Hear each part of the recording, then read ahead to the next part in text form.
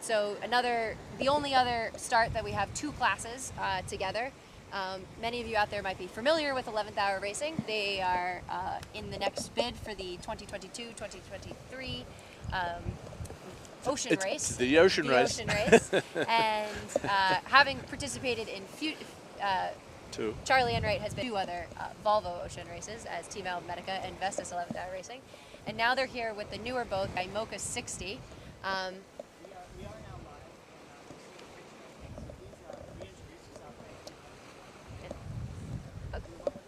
Okay. If you're just joining us, my name is Kate Summers, and I am joined by Joe Cooper. We're here on the starting line. Appreciate you guys. And I am joined by Joe Cooper. We're here on the starting line. Appreciate you guys. Started here in the first of Bermuda. We're 11th. The multi Argo. Who's our other trimaran? Group, let's see, Ultime Emotion 2. Yes, and my French is good. Yes, there's our friends from France. That trimaran 2012, and they're based off an Orma 60 trimaran with a 20-foot extension. Right. These guys are coming in here. They're trimaran. Right. Tower Racing is just sailing along. It looks very settled. One reef in the main and a staysail, and you know it's a long way to go. Yeah, when I was talking to the team the other day, they were saying their goal is to hit the line and hopefully they can clear R2, and then if they can't, they'll make two tacks. R2 being the red buoy that is just outside the bay here. That they just need to keep clear of to stay off of Breton Reef. And then from there, it's pretty much point to Bermuda, I think is everybody's goal. 160 something, yeah. Yeah, go to Bermuda. So, so now, as this goes, the end of one start is the beginning of the next, the warning for the next. So now we're on to Class 3, and we're into the double-handed fleet. Coop, I know you pretty much know everybody in this fleet. Tell us a little bit about your background with double-handed. Well, I've been involved in promoting and operating in the single and double-handed environment for 30 years, 32 years now, since 1990. There's a lot of boats, I haven't counted recently, but there's about 20 boats in the double-handed class. Many of them are veterans of what's called the Bermuda 1-2, which is an off-year race. And it's a single-handed down to Bermuda from Newport. And then there's a few days to recover from your scooter injuries and during dark and stormies. And then it's a double-handed race back to Newport. Yes. And so just while we're bring it back, we're going upwind right now with 11th Hour. Yep. They've got their so they're a boat that can foil. Can you explain that for the crew, what that means with their outboards there? And right. So in the last few years, the proposition of foiling has become very much the front end of high-performance racing. And the idea is that the boats have a shaped device that runs through the hull. You can pull it up on one side when you don't need it. But when you deploy it to the leeward side, it lifts the boat out of the water. And you've probably all seen the YouTube footage of the French solo boats completely out of the water and sailing on about 15 or 18 inches fore and aft of one of these foils, and one of the rudders in the water sort of just. And obviously having the displacement of the boat out of the water, all of the wetted surface and the weight of the boat up in the air, the boats can crack off some tremendous speeds. And you know, the front end of this, although it's been around for quite a while, the front end of this was very apparent in the AC-75 during the last America's Cup. So that's essentially what they'll be doing. So that's sort of why they, you know, despite Comanche being an 100-foot boat that was able to break the record in 34 hours is the standing one, this boat can basically, even though it's only 60 feet, basically fly on water and get down there. Right, So now coming back to the next start. Back down here on Earth. Back down here, the double-handed boats. So double-handed, how does that sort of work as they go offshore? Well, that's a very interesting proposition. The double-handed boats, to my mind, and this is one of the things that's attractive, is that they need to really have a high level of seamanship, which is really looking ahead. It's really using your Jedi skills to anticipate much more aggressively than the crewed boats what's going to happen next. And part of the reason being, when you're on a boat with only 2 people and something happens, you have a much bigger problem than if you're on a boat with 10 people and something happens. You've got, 8 or 9 people to fix it. With only 2 people, you have to be really careful about what's going on. And a lot of the double-handed sailing around here in New England is, once again, friends and family sailing. It's a little bit of a run what you brung kind of proposition. So the only boat in the six, so what do we got? we're coming down to 4 minutes. 4 minutes, okay. For class 5. So in this class, so we have one of the purpose-built boats is a Class 40, which is a French-designed, conceptual boat that's like a baby Imoca. It's 40 feet long. It's a little bit more subdued, and it's which boat is that? So that's Tim Kent on Kent Racing. But he's in the next class. So is in he? class, yeah. Oh, so okay. No problem. We have Relentless. Okay. Patrick McFadden. Yep. And Dauntless. Yep. Matthew Brewer. Okay, so Relentless is a classic example of a normal boat. It's a I think it's a Bavaria 43. Shout out to this one to Oh, Safe Harbor. Safe Harbor. Yeah. Been very involved they've in actually supporting double racing sponsored. around here. Yeah. Which hosted our. Yeah. Yes. So we also have Reveille, James Hamilton, Thomas, and Selkie. Boats here, all with the same. So right. Chip and Roust, Ian Gumption. Right. Thor 759. Yeah, they're sailing right into our picture right now. Right. So that's a interesting boat. That's a father-son duo. Emmett, right? That's yes, his son's Emmett name? Todd. He's in his 20s, out of college a couple of years. They did this race double-handed in 18, and Vince has done it double-handed a few. He's a pretty skilled, steady sailor, and very good chance with his boat and his skills. That podium, as they say, and.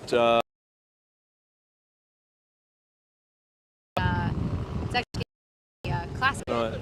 So that was just inside there. So she just announced that it's Back on the little harbor thing, Hood community, and worked at Hood Sailmakers for a time, and the sail plans, and also it was Ted Hood's answer, third race of its trifecta. Of only 2 boats to have won 3 races in a row, and so. Is a timber boat. She's a centerboard.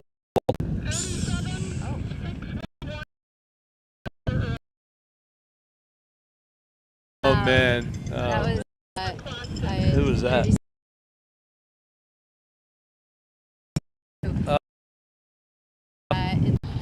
Or maybe he's going. Yeah. Yeah, it's not a black. I think he's just duck to bring in the. What do we got the there? scene. It's running around right now, but. So we'll just tell you what we're seeing here on the line.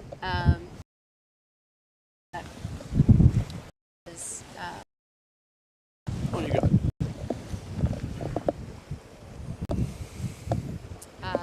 Matthew Brower, who was over early, is going back. And now everybody else, similar to the classes we've seen before, we're going to see a lot of boats start on starboard tack and then head out toward the distance here. It'll be interesting to see what you're not. You cannot see 10 minutes later. You can't see Moticon, and We can still see. you can see the schooners. Been passed. the warning. For So the- class. Right, novel. So we have two. We had 10.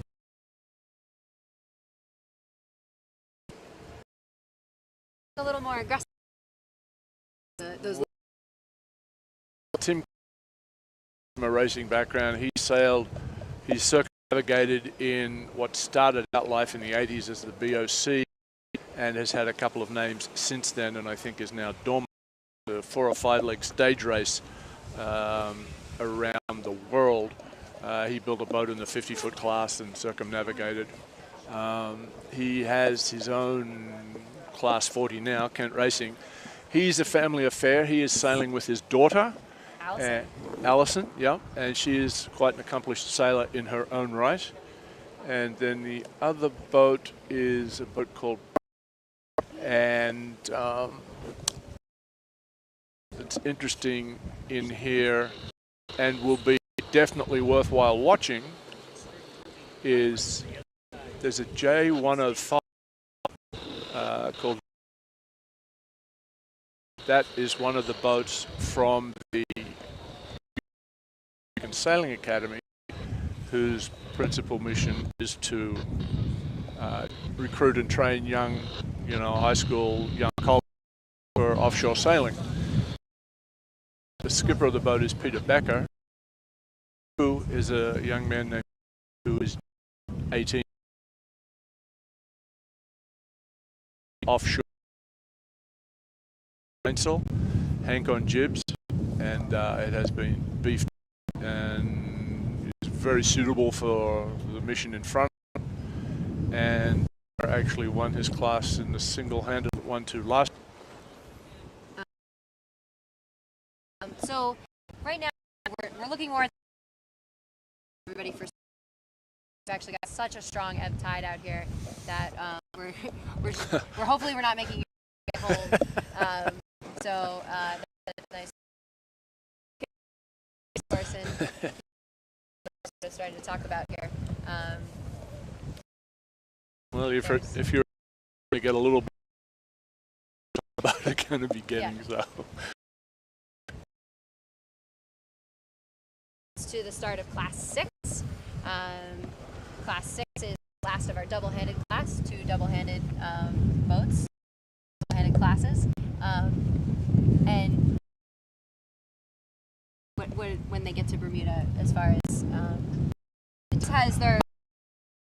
And then classes for first to finish.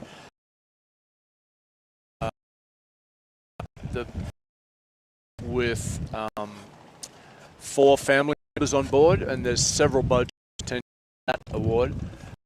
Navigators Award. Actually, go to the website under about this race. I think there's many awards. We have 100. Yeah, there's of them for sure. And that's a race run every 2 years, and not been run race. Or is it? And of course, there was the 2020 race. Bjorn John passed away a few years ago. There's the Fee, correct, Finisterre class for which Gibbs, corrective time winner Gibbs Hill, St.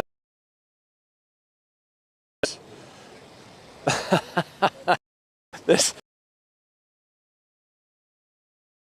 We've got the rules right now.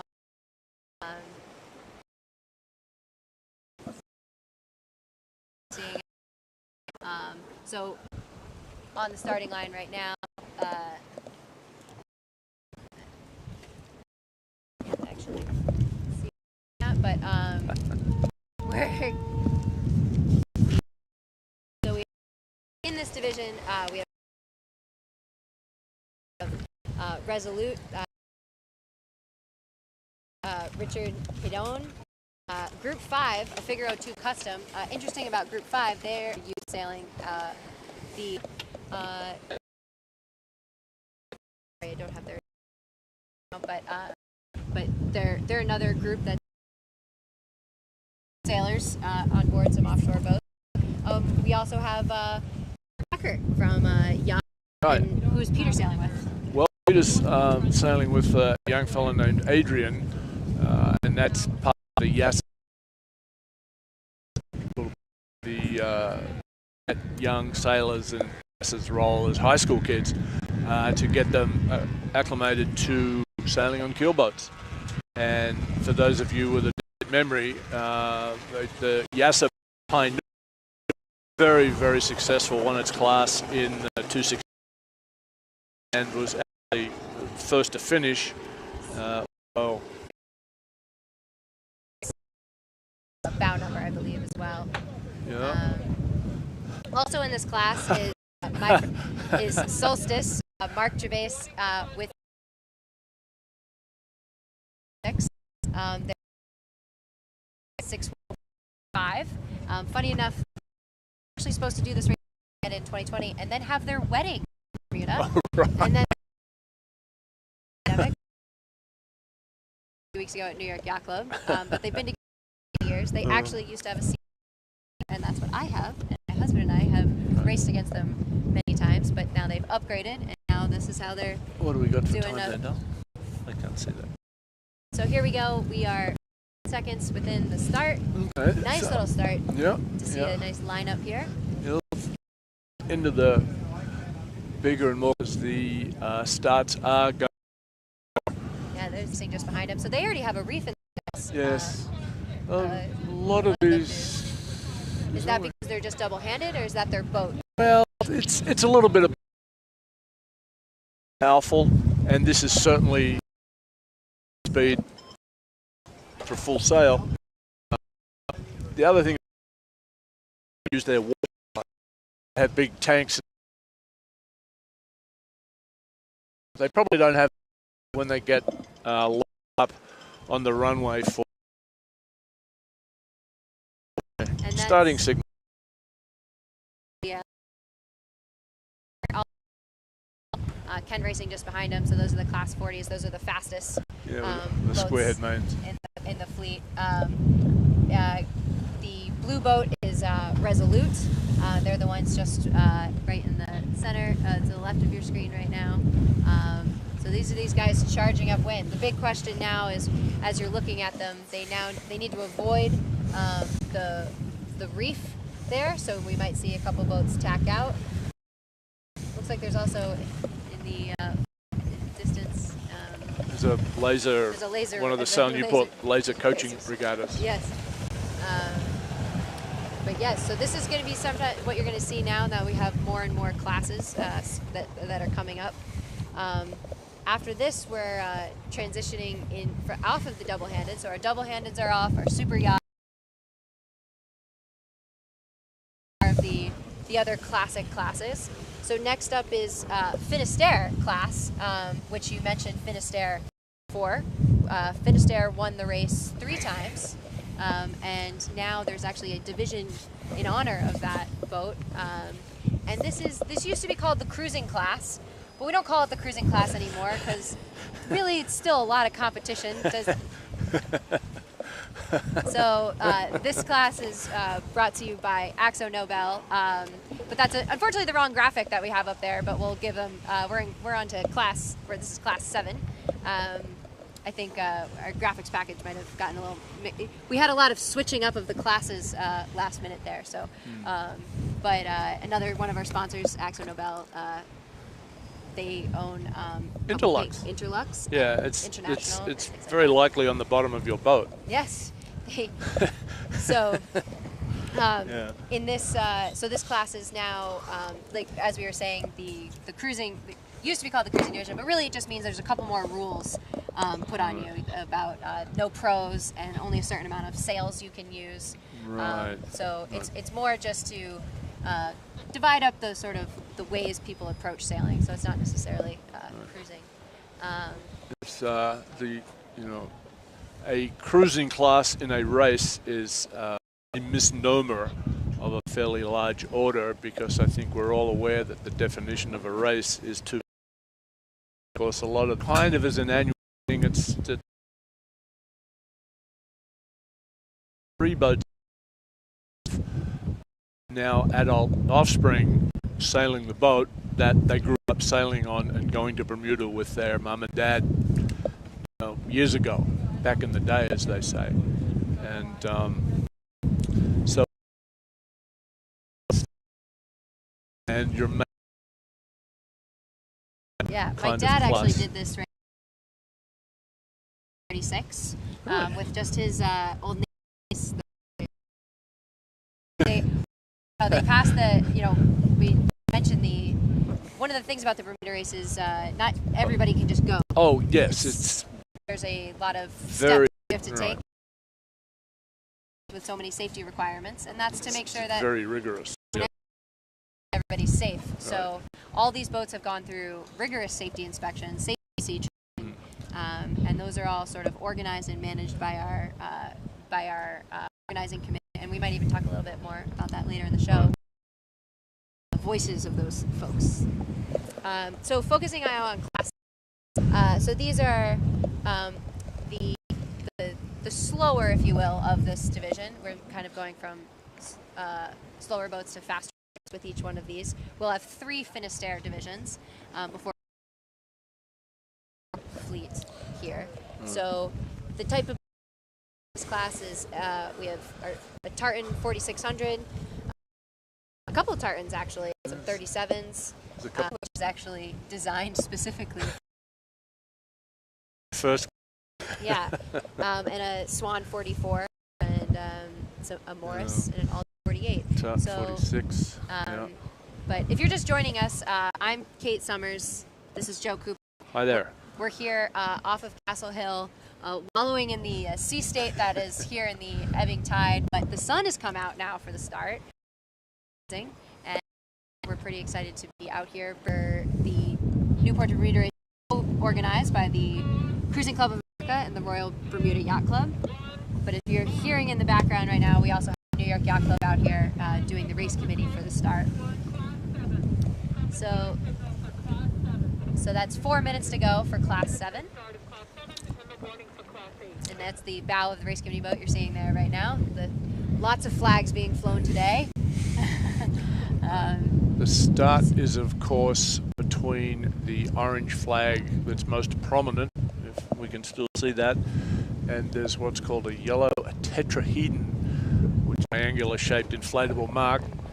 Very good hill. There's a Coast Guard patrol boat going by it, a couple hundred yards past it now.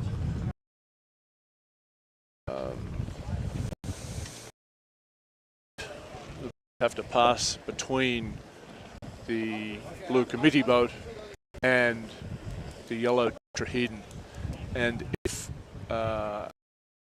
fortune to be across the line, which you've already seen today, right in the third or fourth start, you have to return. That's what's called the OCS on the course side. Seeing the waves there, look at the race committee boat getting tossed around to just sort of give you an idea of what we're dealing with right now. Right. So if you're OCS, you need to turn around and go back and start. So we're seeing a lot of boats here starting to line up. See maybe more of a conservative start. It looks like we're seeing a lot of people pulling their jibs out over here. And in right there.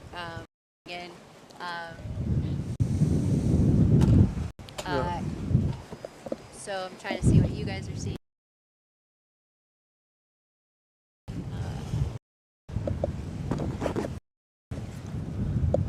51703. That's restive. Your picture. They're definitely trying to get their minute and 30 seconds to go. So that's one of the prettier boats in the race for my mind, Kate. Yeah, that is a beautiful boat. It's actually, I believe, it was sort of behind them is, I don't know if I'm going to say this name right, Sheba 40. That's 45 seconds now.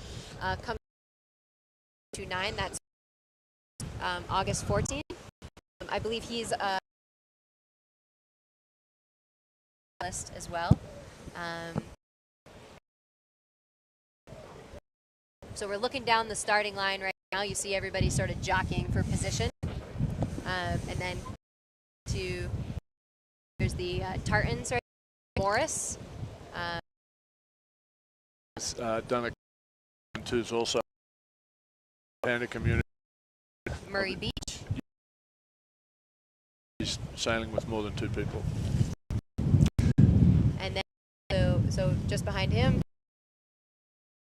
The guys are relative out there. I see an individual line. Oh, 1-7 Stiv, that beautiful boat we were talking about. Yep, they just didn't quite get their time. It is an ebbing tide, as we were talking about. So that means building. And it's building, as you're seeing us in the wave state out here. Rocking and rolling. So that means that the water is too fast. It's basically like getting on one of those escalators in the airport. It just starts pushing you over the line. So we're watching these guys going upwind now. Restive, they've restarted because they're back. Because that actually means you could go. The time. Are you disqualified or? No, some amount at time.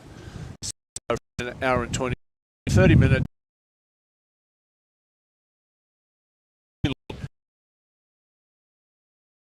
So once again, Joe, they're hugging shore. It's pretty amazing how it's going to be pretty breezy. There's a coming off the middle of the coast, Carolina, Virginia area, that's going to blow through tomorrow, sometime Saturday afternoon, evening, and will be accompanied, last time I looked, which hasn't been for a day or so, by thunderstorms and showers, potentially light. And then it's going to drill, and the breeze is forecast to go around to the northwest, which, if that happens, that's when the fast boats can put the towers on, and that's when we're going to be looking at multi-hull and right boats in here to you. Yeah, so if you're just joining us, now it's going to be the beginning of Class 8. We just saw Class 7 start. This is I'm Joe Cooper. No, I'm Kate. I've got most people there who know me probably know me as Kate Wilson. Did get married recently. But so we're here at the beginning of Class 8. There are 19 classes, but 17 starts. And this is brought to you by North Sails, is the sponsor of this start. We always want to. They've been a long-time partner of the race, and many sailors out here have North Sails. There's a few North Sails personnel sprinkled around the fleet too, as well. So now switching gears now to Class 8. This is our second Finisterre division. We are just already 6 minutes. There are 7, 8, 9, 10, 11, 12, 13, 14, 15 boats in this class. So this is definitely going to be the biggest class we've seen so far. Also, there's a couple swans in this class. Swan 53 Starbuck and Swan 55 Harlem. Hank Whisker. that's full of Newport sailing mafia. Yeah. Well, Hank himself is originally from the Netherlands, but he's been a long-time transport here. Right. As is his navigator, I think, Steven Nordzi. Oh, yes. Right. Yes, also a fellow Dutchman. Yep. But so a lot of the boats are setting up just to the west side of the starting line, as we've been talking about. That is our next. Is it? Yeah. So. Liberty Call. Okay, here. All right. Phone. Quick. Momentum. C5. Inisharan. And Etoile, which is actually one of our female skippers. And she's Kate's not doing this from memory. But class was actually a collision during the Block Island race, which was a damage to both of them. And I was asked for the boat, and he said, well, you know, we're getting there. I bought the boat. There was a spare bowsprit in the container. And I thought to myself at the time, why on earth do I need a spare bowsprit? And I laughed, and he said, well, it's the spare bowsprit. And he's saying serious father. Repairs done, and they were able to get back out here, which is amazing. So we're now 2.5 minutes into the start. We're once again seeing everybody setting up over here to basically our port side. We're seeing people furling out their jibs now. Western side of the starting line. And then we're just, so we should be passing by our port side here shortly. Starting format, folks, is over by the Jamestown shore. Quite a way. They're on the other alley in the traffic. Coast Guard is basically closing down the entrance to Narragansett. Everybody is setting course side of the start line and then reaching in to the boat end. And that strikes me as given the current, but you know, as you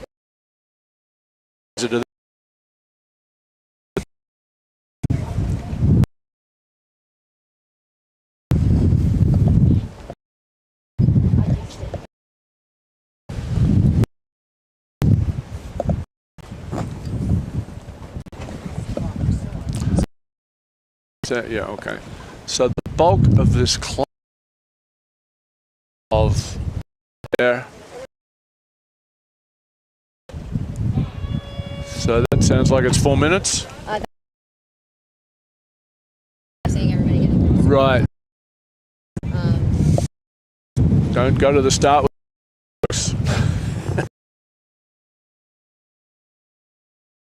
it's nice. Then you know it's about 1 minute till 7. What is he? Nope.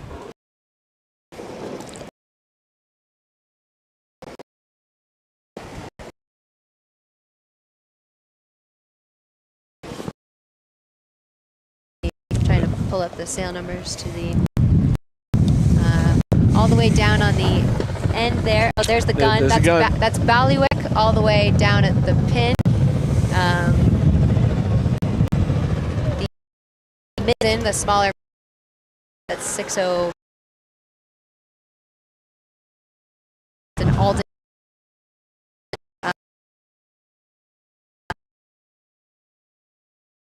They're over early. 60614. Nick with his Naiad 440, the post captain of here. He's doing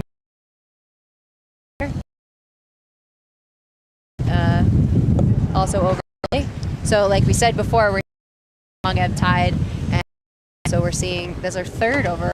So imagine when we start getting to these super competitive classes. I wonder what's gonna come. So as we're going, there's an interesting trade-off with that, because more competitive and more higher performance classes and boats tend to have the higher skill level, and to a large degree, a lot of them. So the mental mechanics and the display of information for what you need to do to hit the line at the start on time is pretty. And there's all sorts of electronic gadgetry you can use to identify where you are relative to the starting line and your speed to the starting line, how long it's going to take you to get there, all sorts of information. And that comes at the cost of some pretty expensive electronic systems, which, in a lot of ways for the friends and family program, deliver the value that they need if they're on 3 or 4 races a year, which is not uncommon.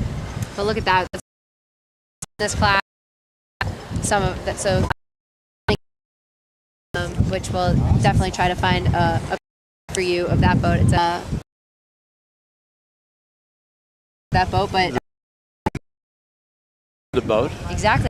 Just some of the older out here might recognize the boat because it was a boat that won everything. Yeah, it was the top dog in the 70s.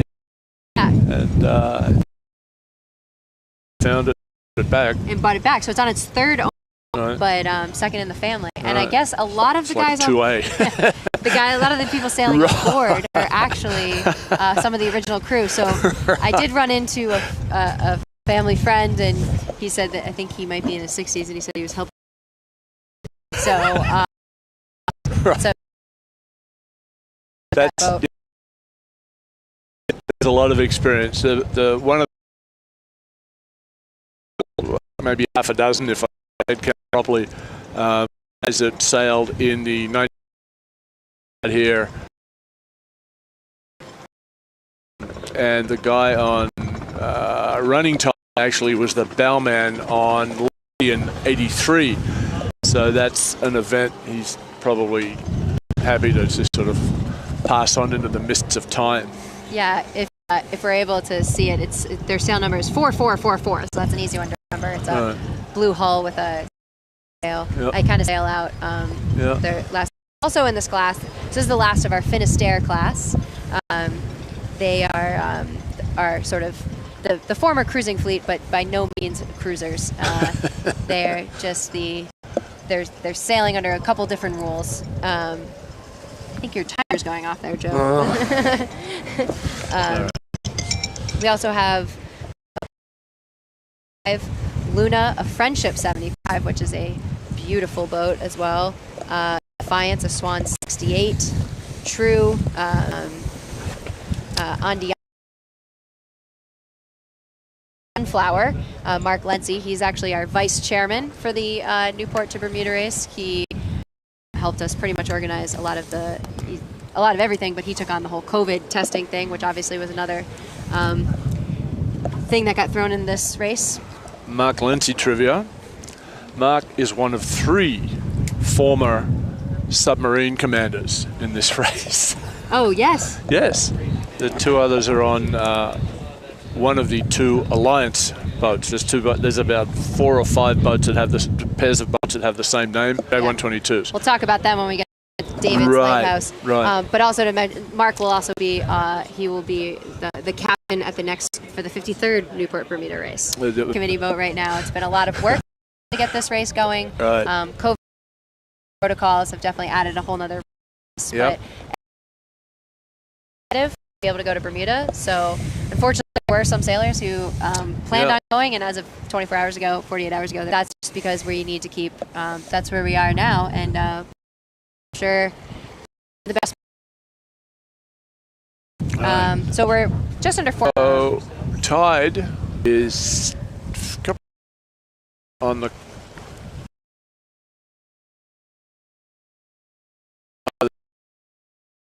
board. I don't know if we can see them right at the moment, but boats getting ready. Back on the starting line, they're starting to approach from the port side. Boats are going up, standing on the bow. That's probably vocal. Oh, as the youngest guy is up on The bowman's It's probably like- 62. Like we said, lots of experience Oh, on sure. board. Yep. And especially because, again, this is the Finisterre division. It's not just the cruising division. There's some other rules, but I think people sometimes take a different, maybe mental approach to they're going with their buddies, their family. It's not Right. about, Yeah. But I believe me, it still is cutthroat, though. Everybody wants that trophy at the end. Oh. Well, you know what it's like. You see a scene, you're going up the bay, and you see a C-36 on your hip sort of sliding by you. You're like, we're not So You gotta love sailboat racing. 315. Oh, that 315's Carina? Yes. Yes. Speaking of classic, another couple down the track. Go is 75001. That is Luna, the Friendship 75 there on the left side of your screen. 2 minutes to the start.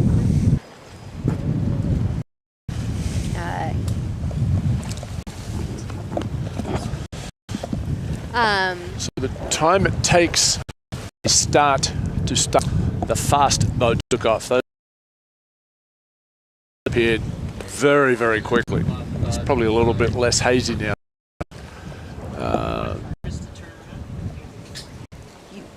Switch after the start. Yeah. So we're within 30 here. We've got a big group line at the start.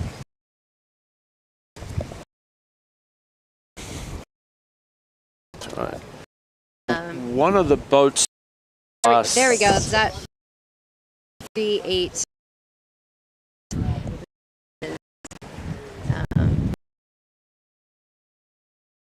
that split? Sorry. Oh. Yeah. I've lost. I've actually lost picture here. Oh, there we go. We're looking at me. Hey guys, I am Kate Summers. This is Joe Cooper. We're here from the starting line, and we're at the start of Class 9 right now, the last of our Finisterre class. We did not Of Racing Mile, for instance, on that boat, and because there's the right a little bit, we'll be able to see them going up and inside your screen. And then having a little bit of a sail problem. So big waves here. good luck. 4-1. It's 6-7. Amo, Fleet 58, clearly having a jib problem right now. Yeah. Not a good time to have a jib problem right off the line. But No. They were just by the dark hulled boat right there. You know, red sail numbers on gray is very hard for us out here to see. Yeah. Help us out with their sail numbers. Well, they're supposed. Yeah. So joining us now, we're looking at the last of the Finisterre classes now off. We're now going to switch to the St. David House, and with that, I'm actually going to pass off some commentating. He's going to come on in here a little while with you guys, and I'll leave it to these two fine men to keep bring you into the kids class. Hurry back.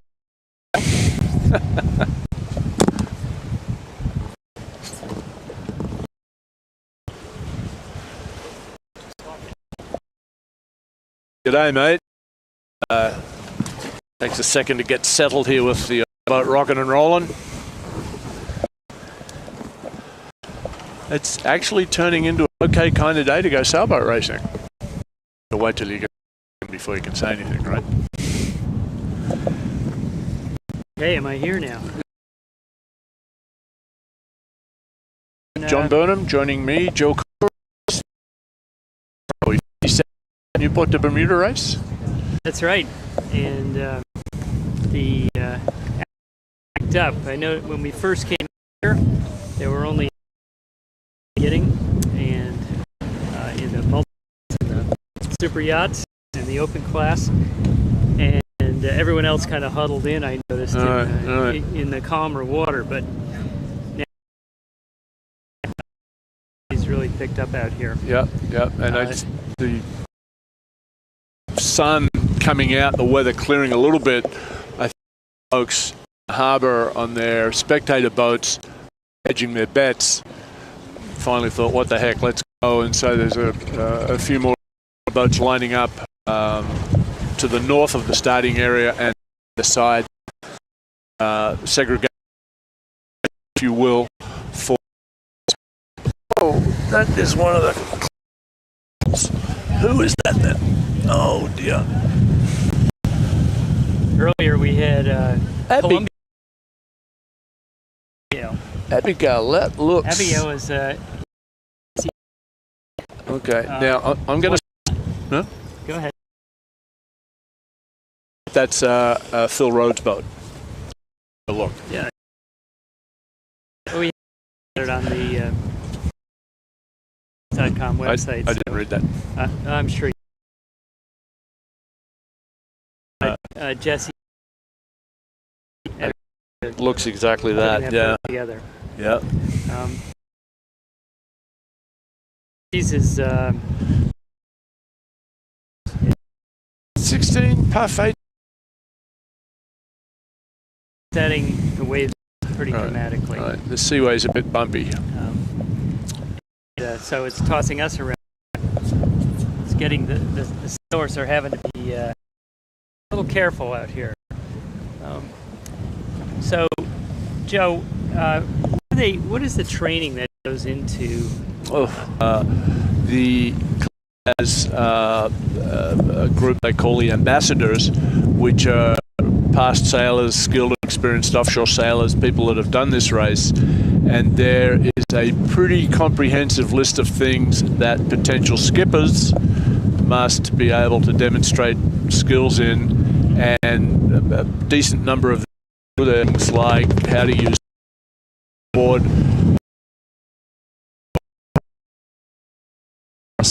you go out and you toss usually a fender in the water, and the crew has to be able to go back and recover it.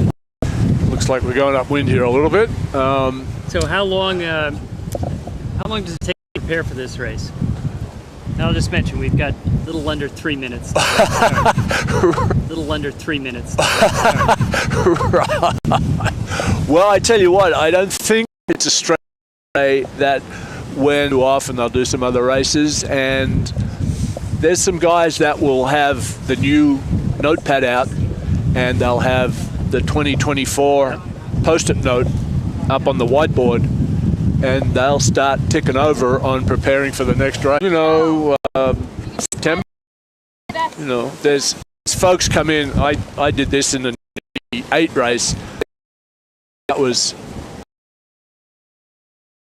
That is absolutely not the right way to do it. We did it because we had good, but hey, don't get me wet. Gee. So there's a lot of things. There's a lot of checklists. There's a lot of drill activities that the boats and skippers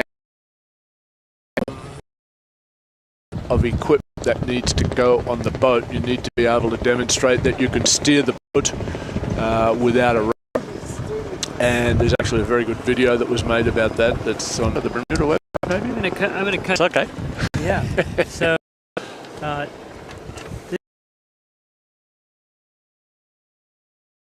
is true. And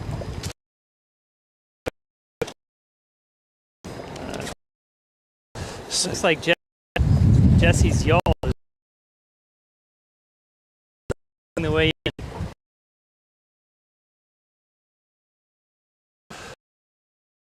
Boat that, I mean, you can't put it in a good place to get it. Guys like Stan Honey in your class, and I put Stan Honey in a boat with a goldish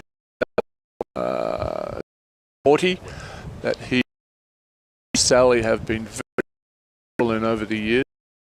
And where is he? He is coming in, and there's going to be that. Well, there's a green boat, green Cal 40 called Nicole that was second in St. David's. Last cut. White one, I think that's Illusion. It's behind the black one, right. 1781. The Honey poking. Not surprisingly for a guy with Stan Honey's background, Sally and the guys on the boat, frankly, experience and sailing history, You know, I think you'd have to say they're the boat to beat in that. I think they have only 5 people. Yeah, but one of them is one of the other top owners on the West. Hall of Famer. Right. Carl Buchan. Carl Buchan, right. So and there's a third Cal 40 in the race too.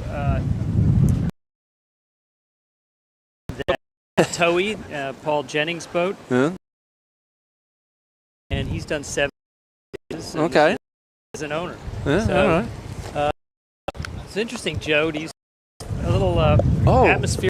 Yeah, yep.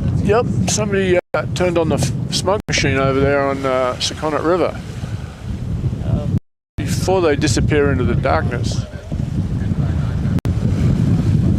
Before they disappear into the fog, Stan Honey and Illusion and Sally Honey have really punched out as here and onto the part of the dragway. Dead. This is The press boats press out each other. The fog is lose to Jamestown. yeah. The fans that Yeah. we can't see. I can fire up the laptop and When you're at Castle Hill.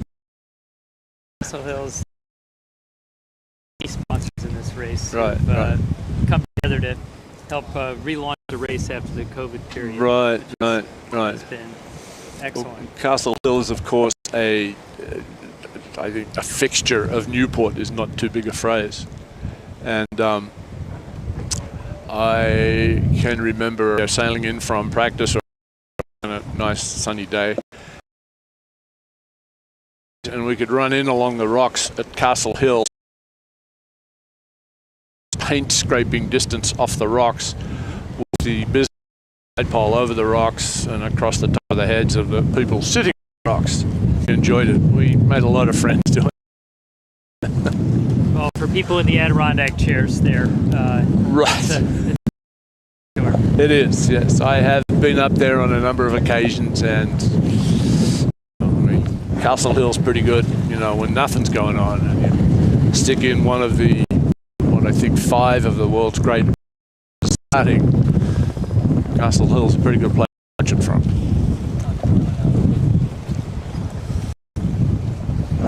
What have we got here now for start?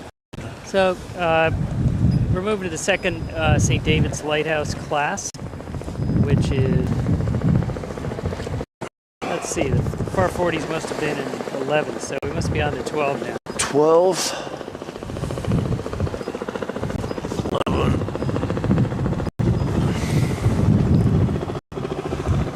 12, do we think?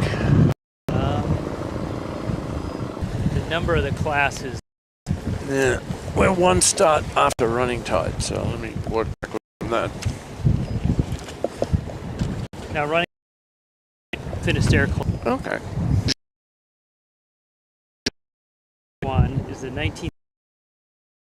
I know that boat. Yes. Yes. There's you know 2 or 3 of those styles of boats, and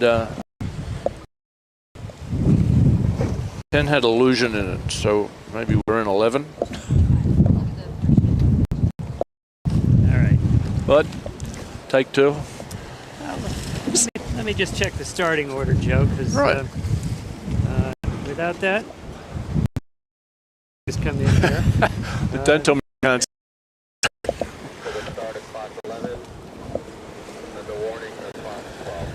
So we're coming up to the start of class 11. Class 11. Here we go. So that's still St. David's.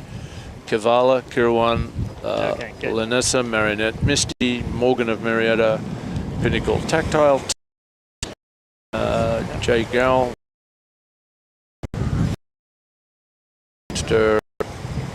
so we're getting up into the larger size of the pretty normal production boats, sort of the family cruiser racer, a little bit more performance, but still with some creature comforts in them. was on the head, for instance. Yeah. So, Joe, tell us about the rules in the St. David's division. It's the most popular division, and with over 100. It's popular. It's in friends, and I think the way the rules are set up is to try and stop it becoming this arms. Amateurs, Corinthian sailors have to steer the boat. Right. And, I just want to mention that probably the most famous boat in the race, the most successful boat in the race is in this class. Right. It's Reed Potts' boat. It's called Carina. Right. It's a McCurdy Rhodes 46-footer that has won the race 4 times under 2 owners. Twice under Dick Nye and his son Richard. Yeah. Each won once. And now. Each won once. And now. And Reeves won it twice, yeah, about 10 and 12 years ago. Right. So he's back for another go at it. And why is it that this boat is so well suited for this race? Well, I think it goes back to it sort of stems from one of the fundamentals of the birth of the cruising club, which is to develop sound seaworthy boats. And some people might look at a boat like Carina and go, boy, what a big old tub. And, I'd rather have a class 40. But I think the performance version of Carina is very well sailed. There's a very strong crew on board. Again, several family members, Reeves' sons. And it's... So we're coming up to the start here. Oh, what do we got here? What do you got? So where is the Reeves? Okay, so, the other thing is that, Reeves is hunting here for a very, very aggressive start. Looks like he's got to peel off a little bit.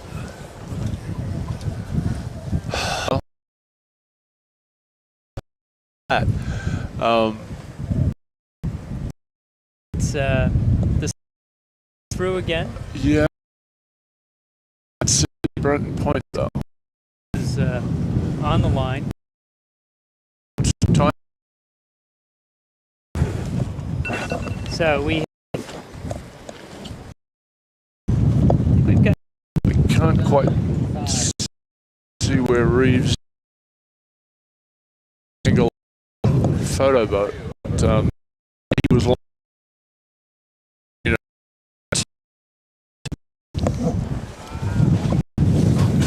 Whoa!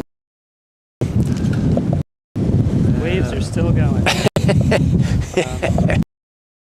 Sideways to OCS on the course one of them side. I see it.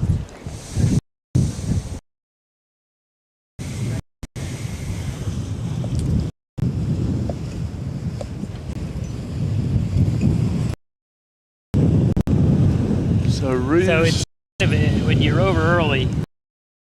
Oh. Takes you 2 minutes to get back, and you've Right. It's your competitors 4 or 5 minutes. Oh, yeah. But sometimes this race comes minutes at the end. yeah. Yeah. No, I did a speed analysis. Okay, what's the difference between 7 knots and 7 point? That extra.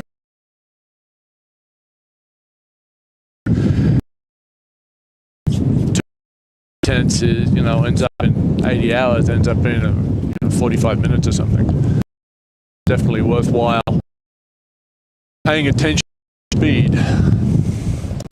So, I want to give a shout out to another of our for the next division start, Sailing Gear in Newport. Yep. And they provide numerous high performance brands. Newport Bermuda Racer, Team 1 Street near Wellington, and of course you can. We want to avoid the traffic.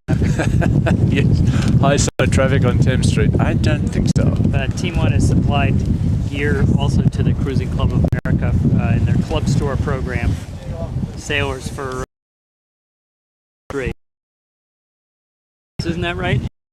And how does that work? Well, in the hemisphere, at his 60 degrees, and so the sun goes down, temperature sort of starts to hover around the water temperature. So what happens at night to the sailors? What happens at night? What when they? How do they feel? They get cold, right? If you're in front, you're proof. It's a layer, it's a jacket. It's so then you hit the Gulf Stream. You just got to peel it all off because the water is 83 degrees. Because you only want to have one pair of shoes. Hard and you're dropping another sail miner. oh. Know why they having sort of inventory. Don't need this anymore. Okay. I can't think it's any kind of. We got here, guys. You're in the press box. You tell him, Kate.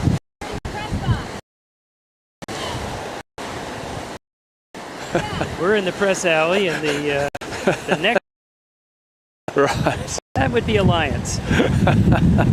J122. A story about Alliance. There are two J120 Alliance. Yeah. I think they're going to have a serious duke out. I think I mentioned with when Mark Lenzi started as a submarine commander, the other two submarine commanders are on Alliance. The Alliance has to do with the guy and his partner, Eric, last name, but Eric Well was a former drover.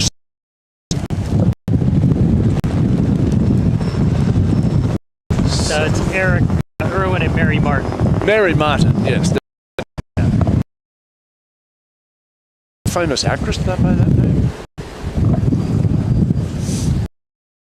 So what I was going with a minute ago was I have seen only one boat start and tack out. You know, The current would be over here, and they'd be out of it over there. Right. I mean, if you want to get out of the current coming in, that's where you go. And The current's going out. Yeah. You know, set up nicely out in the middle of the channel there. Quite nicely, getting 1.5 knots of boost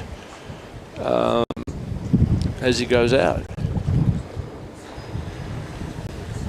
That's this boat right here. Yeah, and it's Portac, the reefing. Okay. That's an. That was the fog dissipate for that start. Right. Maybe start number 16. This will be.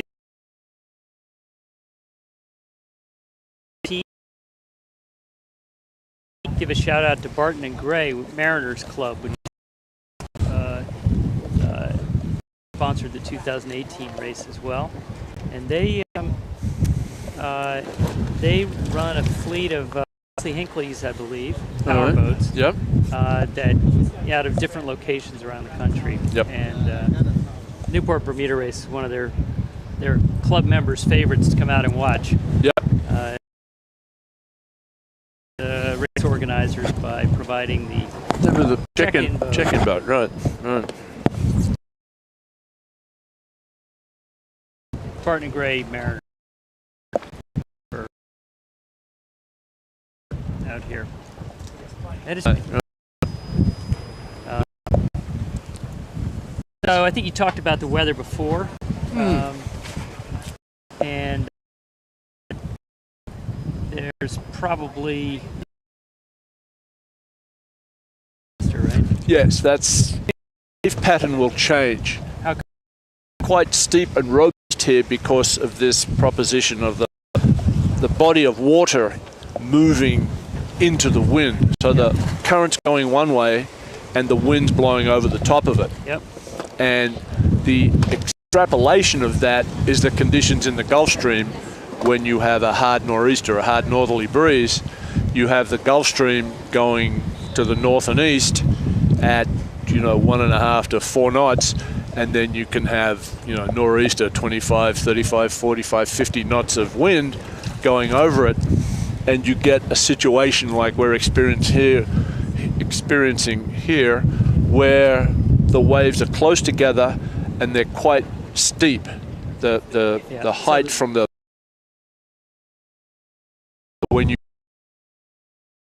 when you have the southwest condition, the is flowing with the current, and there'll be wind bad. So the wind is the yes, right. It's we're seeing here. People watching. We've been rocking and rolling. You see the boat and spin for the same the steep. It's going over one wave and then dropping down into the trough, and the next wave is right there. It's a lot more steady, cyclic. Is what do you think there? Class. We have to Let me go back. cheat sheet. Coming up on the should be coming up on 12 right now. 2 minutes class.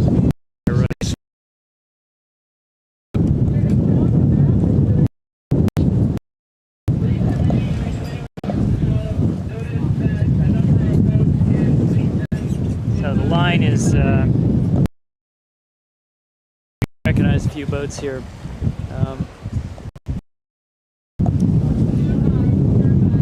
This is the class with a lot of J120s and 140. This is 13. So we've got, this is the class that The Alliance is is in. right. We got the 430. Yep. First, Yep. there are 122s and J120, 121s in this race. Right. Yes. 40 boats. Yeah. Going to be a knife fight to beat the band. We're What do we got here? we're going to zero line here. Okay. There's one of the two red boats coming up. If we can watching that start. It's a perennial competitor, although he's been off out of the sailing for quite a while. But he's just moved. He's retired and moved back. He's bought this 40-foot. Do we know?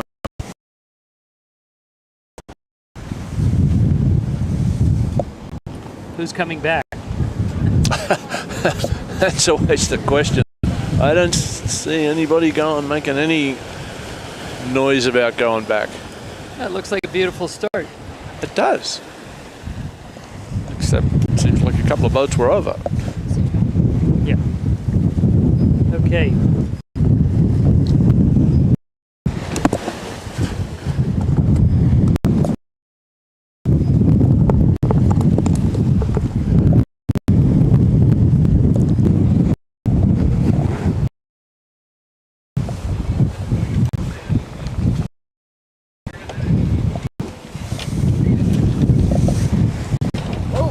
Okay, I'm Welcome back. yeah. As I just got thrown into my seat here, tangled up in wires as well. Everybody at home, we definitely appreciate you guys hanging here with us. I know it hasn't always been the easiest to watch. Believe us, it's not as easy to be on the board out here on the boat right now. We are experiencing one of the stronger ebb tides of the season right now. Full moon. Yeah. Yeah, and so we're out here struggling. And a big thing that's also happening is a lot of the boats coming in because of the tide, maybe lining up for the boat and then ending up getting swept 2 knots out. So we have this press box that we've been hanging out in, and then the boats that are lining up to just hit the start. So that's sort of why you sometimes see spinning around to avoid boats that are sailing into a designated press box area here. And meanwhile, we've just had the thick fog come in, and so is go on to the Blue Yellow Brick tracker that is live throughout the entire race. You probably have more information than we do right now as we're out here. I haven't looked at the tracker yet, but and All right. Stormies are probably happening very soon. Now of the next start, class 14. 7 minutes to go, and class 14, so we are within the St. David 8, 9, 10, 11, 12, 13 in here, and this is the J class. All of them are J boats except for Chris Lewis actually just won the New York Regatta in the IC37 class, and now he's out here. He was winning going into the last day, which he said he's lost that edge before, but was able to hold on to it. And this is now, he's hoping that third time as a track won the Bermuda race either, but he's got a good solid crew. HL DeVore is calling tactics for him. So he's a bunch of this. And won it. Yeah. So he's trying to take that IC37, take that bag and carry it on the race to Bermuda. Into this class. Or June Kendrick with Plantier. That actually also has a Stork family. And June's also with her. Talked to them, and they just sort of said that there's John Stork Jr., who's actually the senior, John Stork the third, and Eric Stork. So it's a family affair on that boat as well. Yep. And they did very well at the Block Island race. We've also got Comet, another J44. That is the Coast Guard boat. Oh, Comet? Or they have, what? Oh, no, sorry, Glory. Glory. Comet is the, they're going to get mad at me. That's Kings Point. Oh. It actually came down to a who tiebreak and KP at Block Island Race Week. Actually, it was KP who edged him ahead. So I'm sure this is a rematch. Thrash patch was they right there. Can't see the we're spinning around.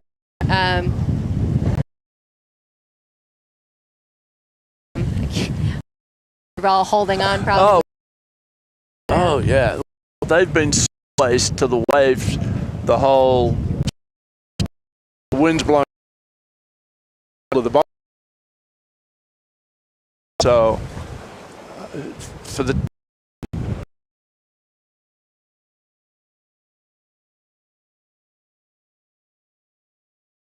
just a little bit of fear there. So a couple other boats lining up here. Yeah.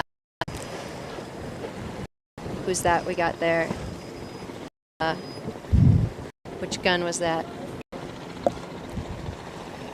512. 518. Lux, James Chen, another J120. This is another class. Funny enough, the other J122 Alliance class.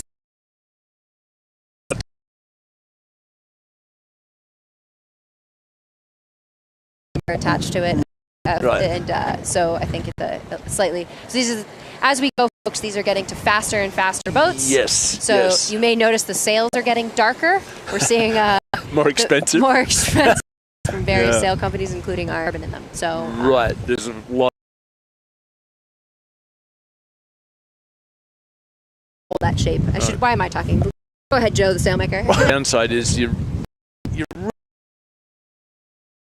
to the high school kids and the jibs are flapping. I tell them it's 50 cents a flap, and the guys with these things, I tell them $1 a flap. Needless to say, you're seeing people pulling out their jibs now. They're coming in. How much more to the start do we have? About 3 minutes? And a lot of these guys that are not roller furling are going to have Castle Hill and have cocktails now. There's still more races. Yeah. What the? Oh, look at that. Everybody at Castle Hill, crowds are out there. Yeah. Probably a little less seasick than some of the. Oh, wow. That's us over there. I'm not. Might be some beautiful showing the. Get it out. Yeah. Get it out. Just How many?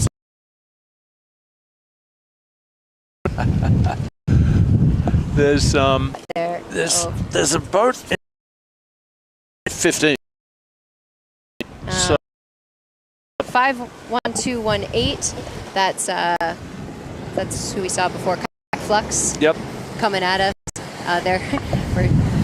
I don't know if we see. Let me know if fire sort of sky blue hull. That's another family and friends boat. A guy Definitely named, within 1 minute. so these guys are definitely on their starts. Bigger and bigger. So it looks. J120. I wonder he's gonna.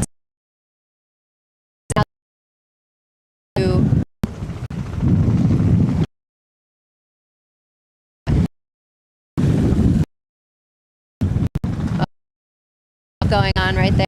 Yeah, gun. Somebody was kind enough to mark in there. Giant.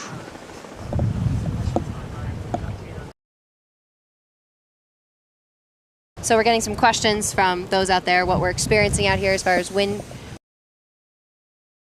It's 14, 15, seeing is west here across the north. Is sort of looking. Actually originally from England.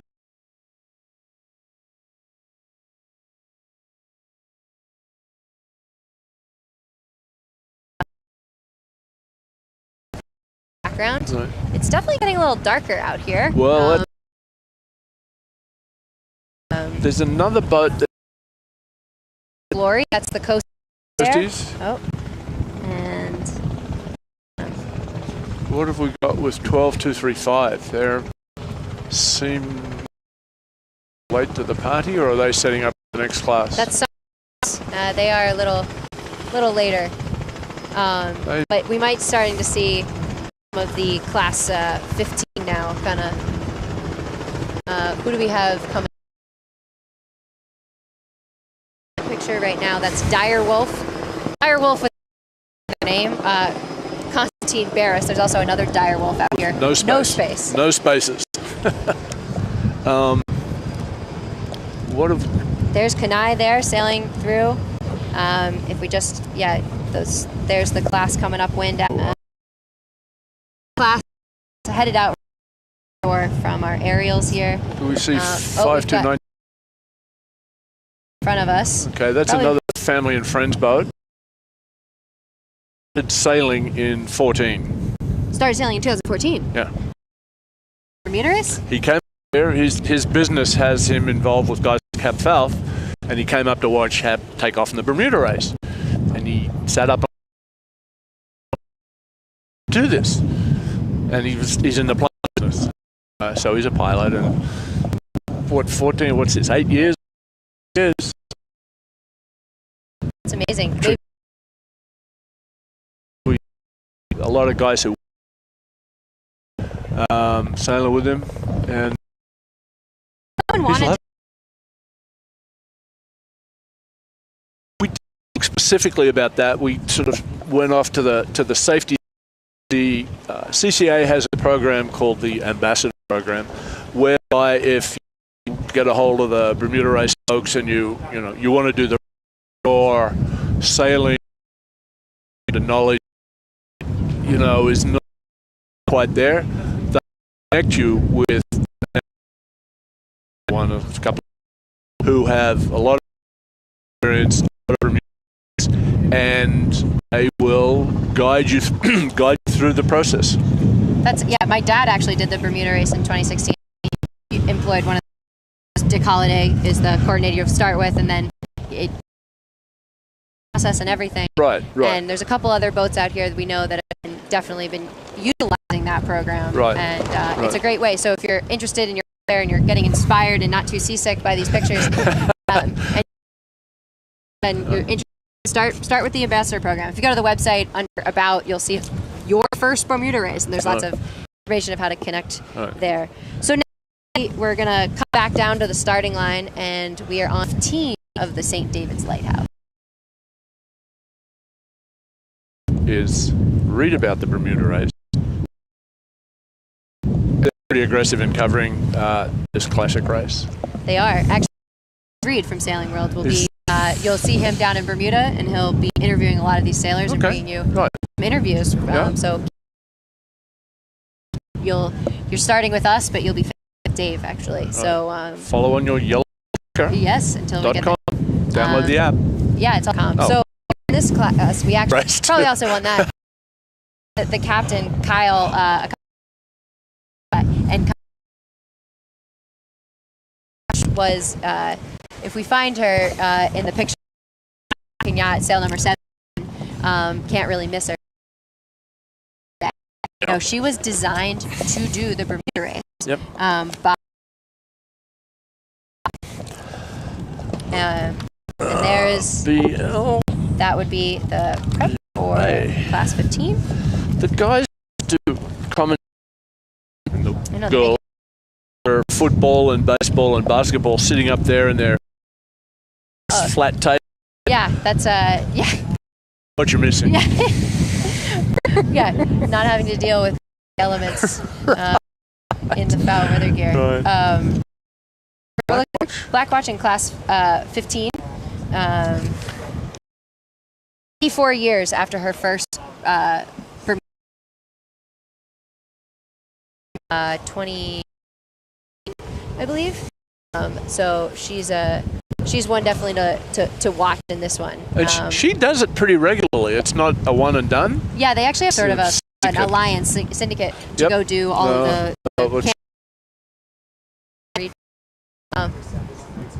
there she is. There's the beautiful Blackwatch. And if I'm not mistaken, they're really Corinthian and they use Hankon headsails.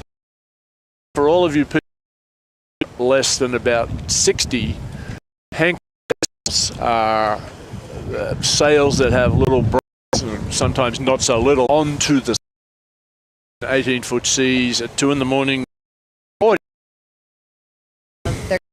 It's about inside of 3 minutes to the start for this race. But also in this division, you know, obviously Pretty Blackwatch gets turning the heads, but we also have, actually we've got 1, 2, 3, 7 J133s in this class. So this is the battle of the J133s. Well, I there. looked up the head count the other day in preparation for this, and pretty close to 33% of the fleet products from the J-Boat Company. J-Boat, not a sponsor of this race, but maybe next time. Jeff, come on now.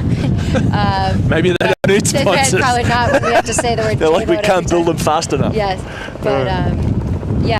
Also in this class, we have, he's doing it in honor of one of his friends who died of cancer, who had never smoked a cigarette in his life. And he did an Ironman year and also wanted to do this race, but they're back. Be able to see Spinnakers today, but they actually on their Spinnaker a logo in honor of him cancer. So pretty cool. He did it as an early gift for him. Good for him.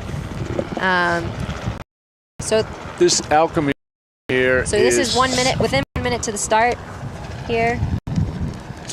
We have 2, 4, 3, 2, 1. There we go. And this is the start of class 15. There's our friends Bella J, the Canadian, in front of your screen. Them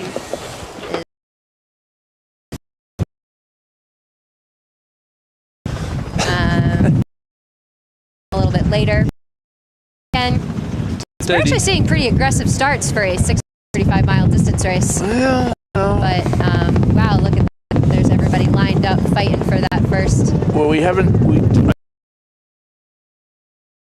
And Aurora get alongside each other. Yeah. We're only getting into bigger and bigger boats here as we further go along, right? Definitely. I don't know. I think the wind's picking up just a little bit now. I think we're very minute it is. Yeah, it's kicking in. It might have something with this cloud cover coming in here. So just behind Joe and I. On the screen There you go. There's a great. The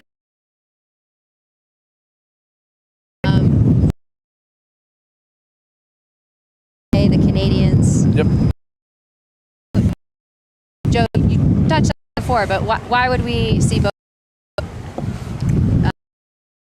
Why make that decision? Well, it has to do with the boat, to tip it over, how much sail area the boat is fully deployed, and the balance, the feel in the helm, how much pressure there is on the rudder.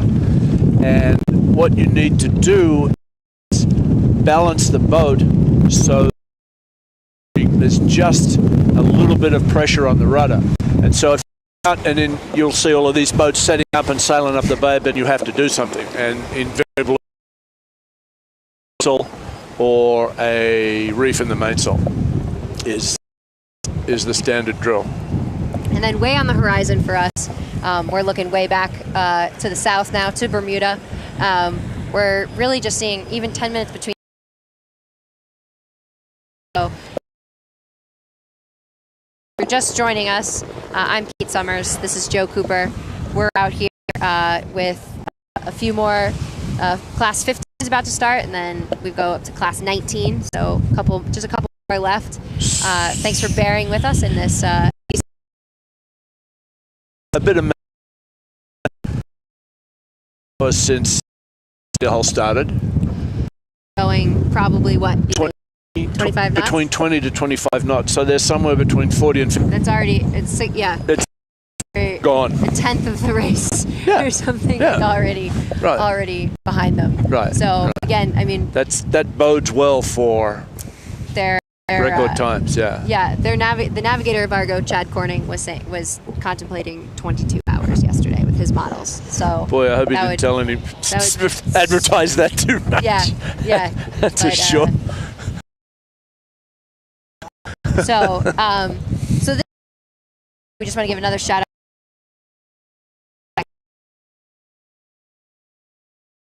They have 40 off your Dacron sale. Dacron, yeah.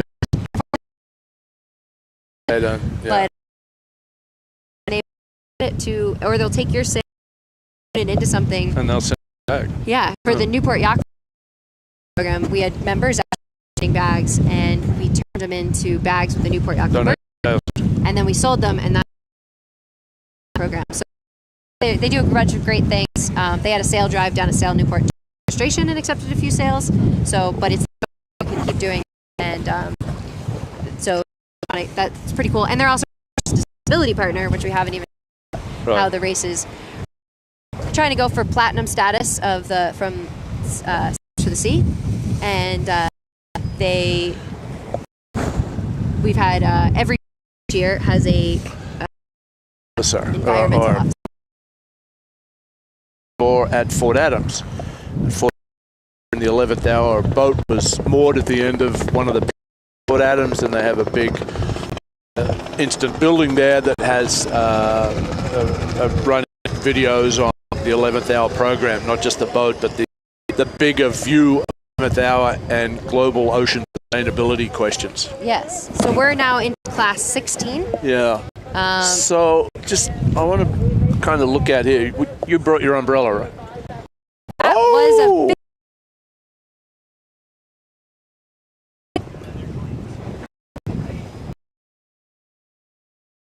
if you're just hearing that, just having our director speak in our ear and also listening to the committee. We just saw Black did for many years. He's a veteran competitor. Former Commodore of the Storm Trysail Club, also CCA member. Crazy Horse is a Baltic 50. Here, Andrew, with us, Arcona 460. It's a new boat to him for this race, but if anybody who did this race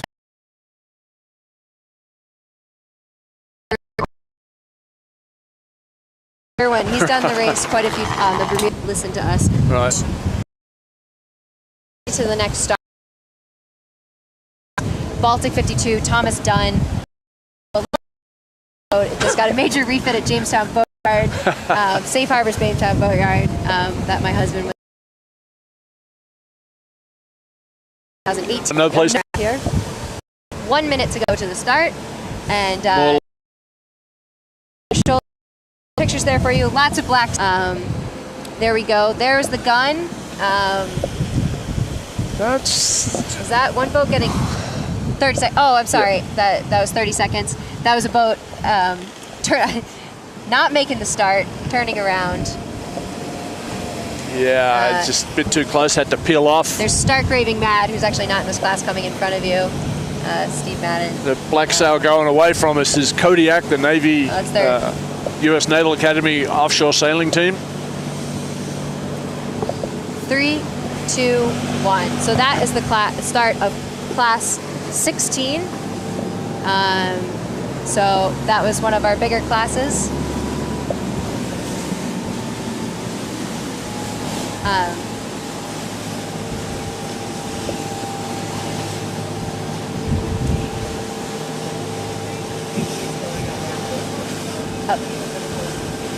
Okay, gotcha.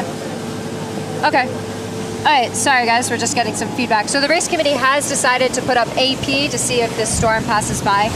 What we're gonna do is we actually have a couple of videos queued up for you to kind of be our intermission here. We were talking about the Race Ambassador program, and there's a great Jay Gowell, who is the chairman in 2020.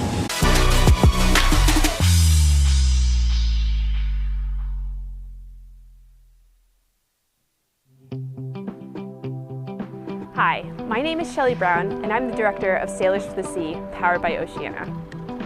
Our mission is to inspire, educate, and activate sailors and boaters from around the world to take action to protect our oceans and waterways.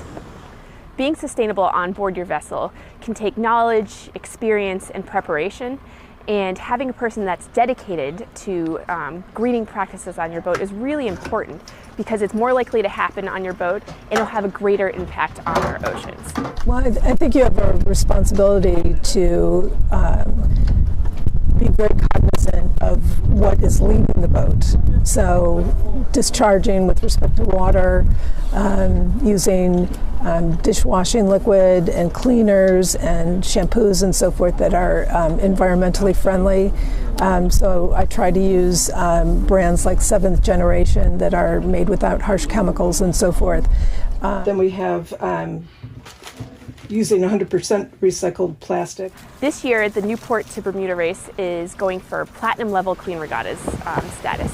And we're so excited that they started this new initiative because it goes beyond the events, beyond the sustainability initiatives that are happening on shore, and giving that responsibility and ownership to every team that is going to be competing in the race. Every boat should already kind of be practicing those ideas, right? But calling it out explicitly and designating a person to be responsible for that is important. And I just think it adds awareness. I have a lot of little ideas. Mostly just making sure that we're, not using plastic wraps, using Tupperwares, reusing plastic bags, always reef safe sunscreen. When we're cleaning the boat, we can use non-toxic options for that. Baking soda and water, that's a good alternative. I think a lot of people who sail are environmentally responsible to begin with, and I think everyone's going to be able to do their part and are happy to. They love the ocean as much as we all do, and they want to take care of it. Being the youngest and also the only girl on the boat, I feel like I can be like, guys, listen up, this is what we're doing.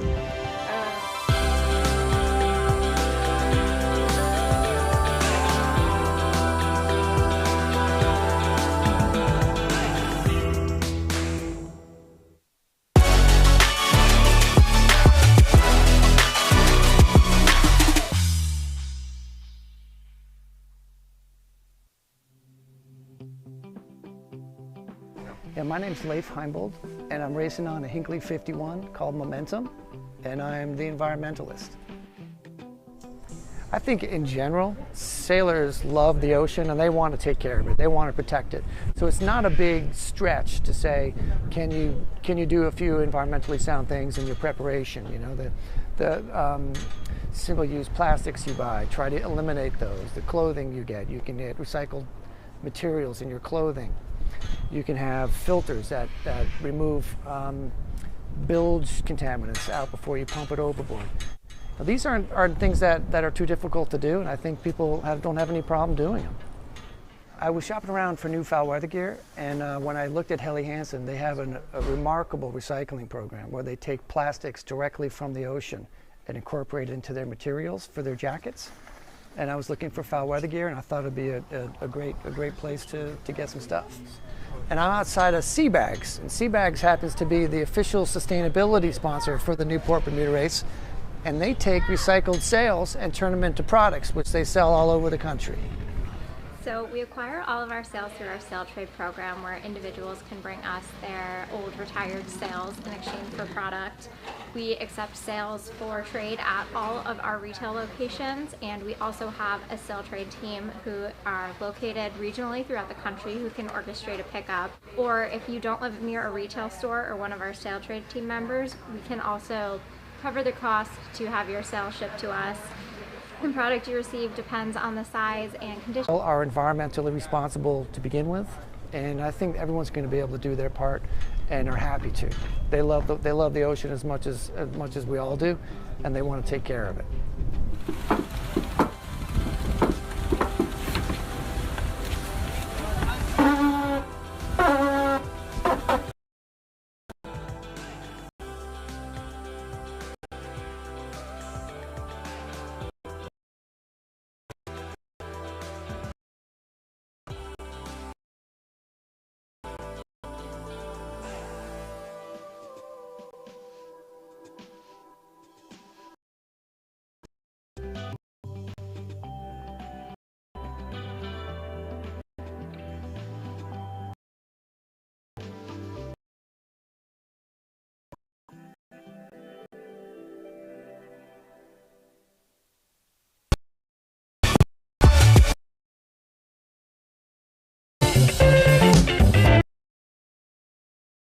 Having that many users and in that role on that boat, that's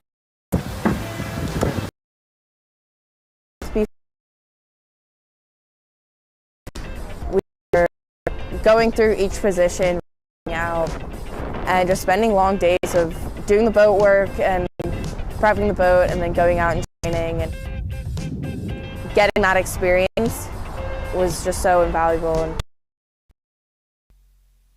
the past, and with these regulations, anchor is secure. Sailing said, you know, we want to get into this and make simple, straight. Right, you don't, you're not pulling up and down all the No, time because. no. I love this idea where it comes, you know, well, yeah. tab sticks out. It makes So it all you easy. have to do is reach the tab. Snaps right in place. Actually, where I was introduced to that technology was. That's how that holds you. This opening here can't be more than 14. I generally think it's a win-win on both sides. Boat has reached out to us early on and not be invited to the race. For navigation. Fundamental question we ask all entrants is whether the captain and navigator have done this event in one of the past two runnings in their respective experience form. Simply lists the offshore experience at various afterguards.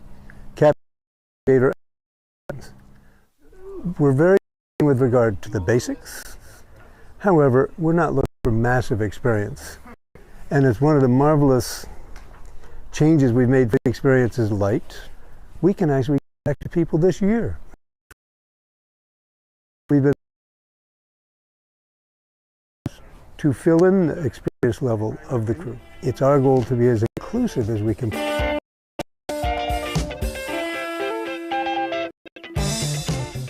I I can't recall telling someone you simply can't come.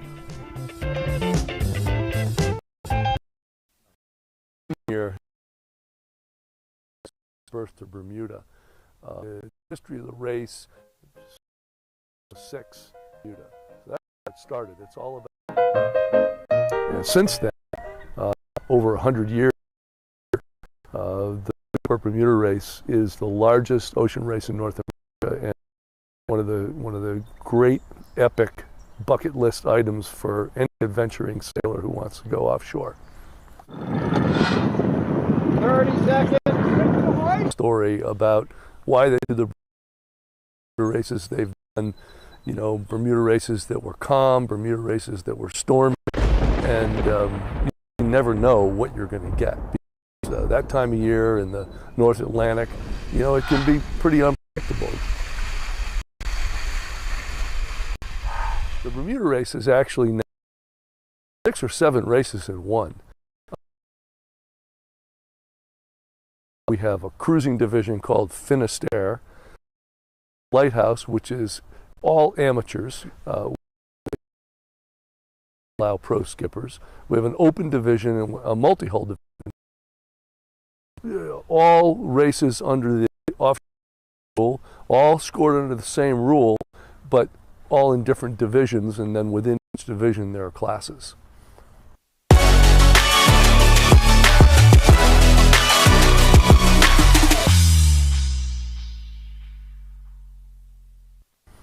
We have something we call the Ambassador Program. So for first-time captains, if you're taking your boat to Bermuda for the first time, and they're internationally adopted, recognized, and you need to have specific safety equipment as well, and then you need to make sure your crew is trained. Part of the fun of it, if you are like me, you like the organizational challenge of pulling all these things together, finding out what the requirements are, and making sure you fulfill them. And so the Ambassador Program is something where we have experienced veteran through to successfully complete the race.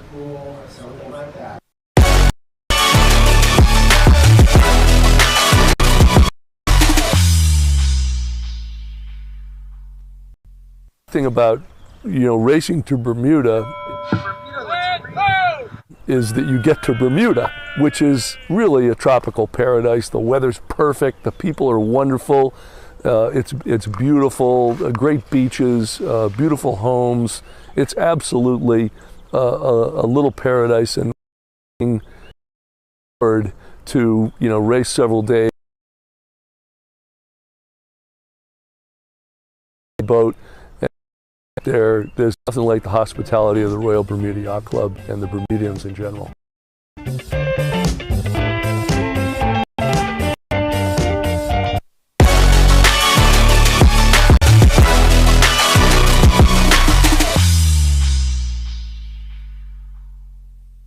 Second largest fleet of entries will leave Newport on Friday. All teams, with local ties. 7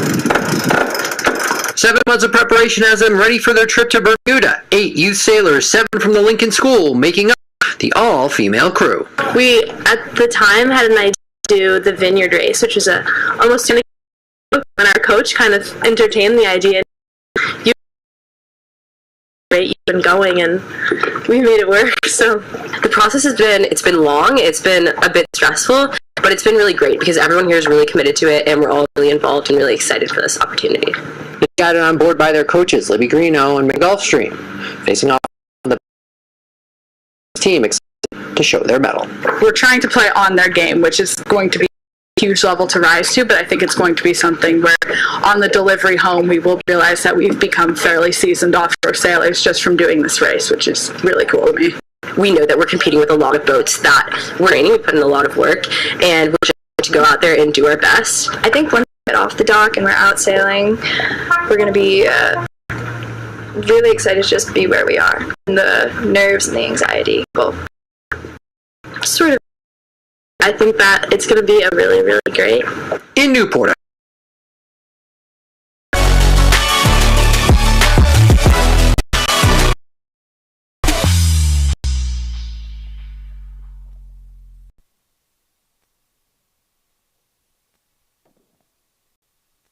So I think the real importance of people joining a beach cleanup is getting out there and seeing what's on the beach and having them go back and make changes based on that. And one way that we really try to push that is by track of what people have bags, getting rid of cigarettes, to try and get at that behavior. The one beach cleanup item that we cigarette butts, and things like plastic wrap.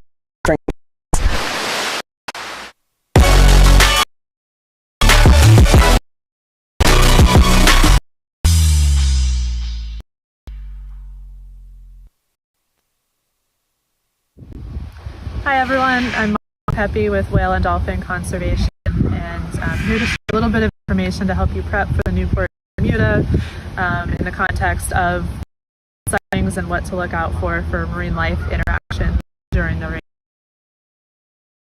Heading out of Newport, kind of traveling in an area that's a known habitat area for the critically endangered Atlantic right whale, and so they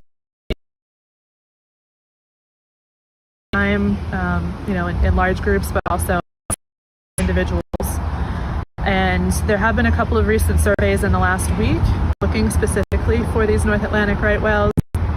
There haven't actually, but we know that they use the area. There's a chance that they could show up again that have been done this week. There have been that boats will be to Bermuda. So fin backs are 70 feet, so in some cases these animals might be bigger than the boats that you're sailing on. So they can be, I will say that this area feeding ground, feeding activity is often happening at the through that area. Beyond the coast, as far as what you might see further offshore, these guests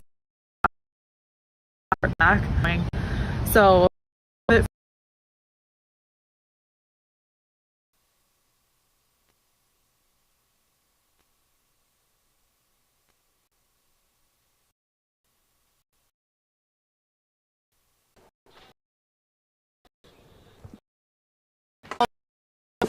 kind of see right pass by. We saw some go. This is the blue weather. The wind into even more wind that they're going to be joined with tonight.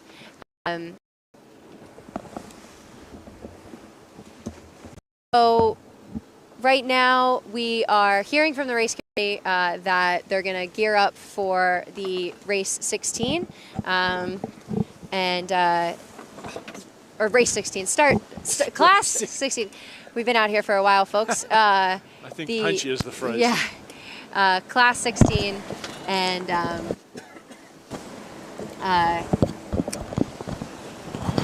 it was blowing so hard it blew the sock off my mind. Yeah.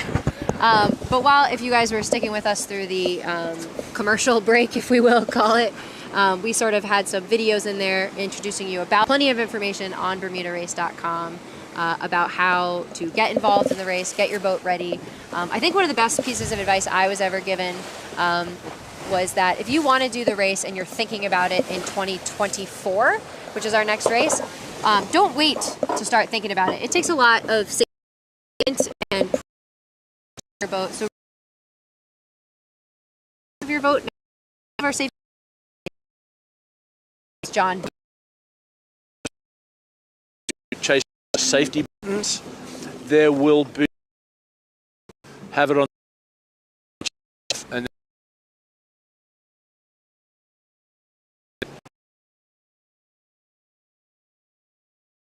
kind of more sailing and less work that people take. There's nothing that you would take a boat when you go cruising.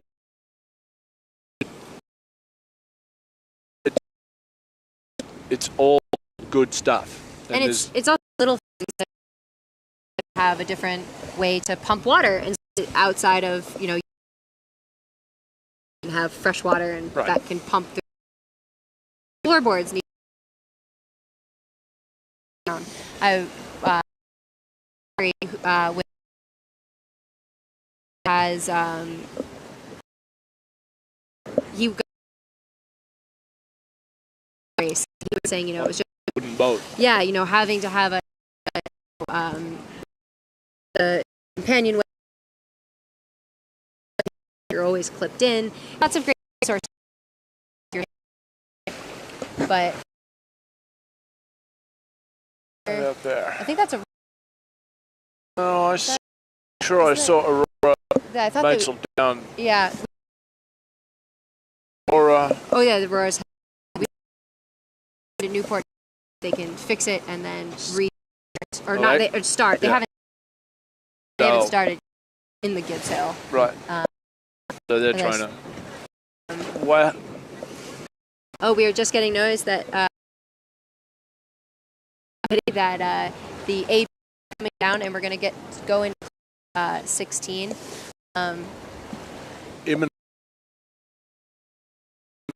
Hand me my binder and my laptop. I will be able to bring you definitely the who's in which classes. Thank you very much. I really hope the Aurora U.S. Naval Academy are near sister ships. They're both Rykopu 66-footers, Rykopu being a design firm, and the same, they have the paint.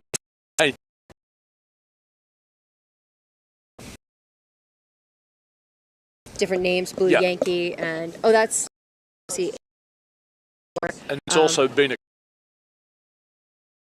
long-term competitor named Lloyd. Switching around behind the storm. The starting line gotten a lot quieter out here. Obviously, the Spectator is headed for the barn, and most of the fleet is actually offshore now. So we're into Class 17, the last of St. David Lighthouse. Can't see. I'm Kate Summers. This is Joe Cooper. If you're just joining us, the AP has come down. We had a thunderstorm pass by. We're still seeing some dark clouds, so they definitely, I think, are trying to get everybody out here off the line as safely as possible. So we are now within minutes to 17. These are the big.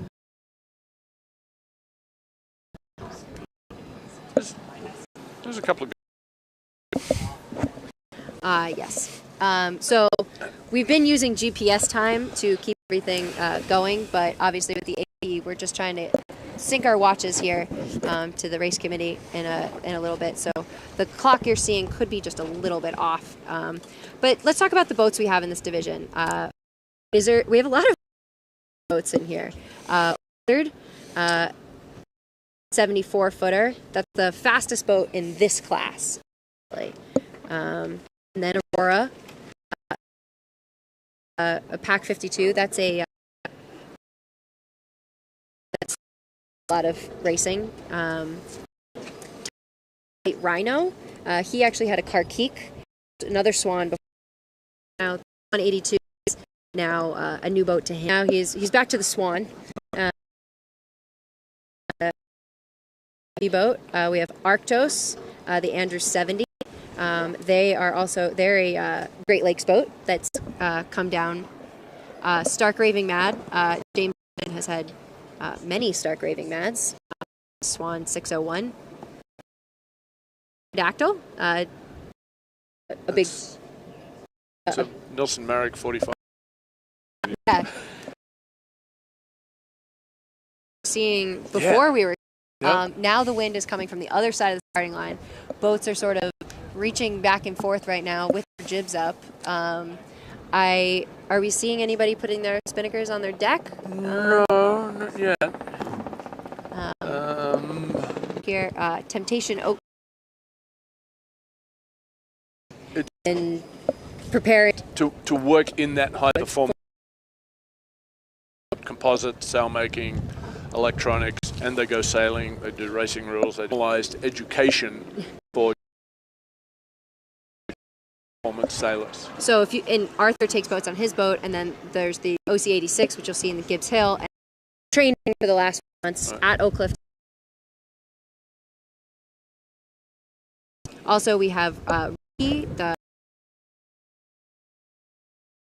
Reichel 40, just kind of in this class. We've got an 80-foot boat, 82-foot Swan, and a Pew, but you know, at the end, working out similarly. Just because you're 80 feet long doesn't necessarily mean.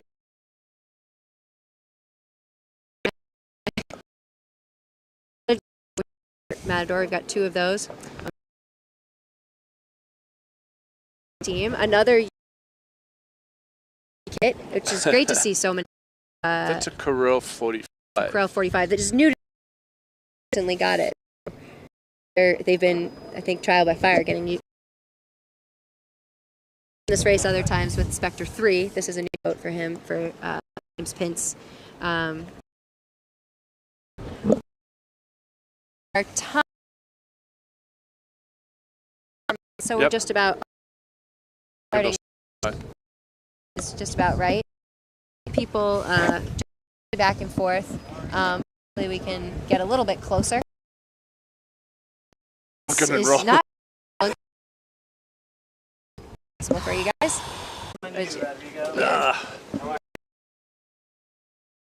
Dark. You're seeing your screen get dark. Passing over us right in green. The rain come down, the water here.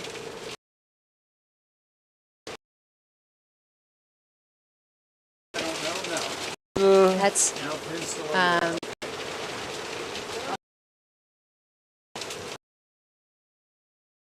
wizard peeling down.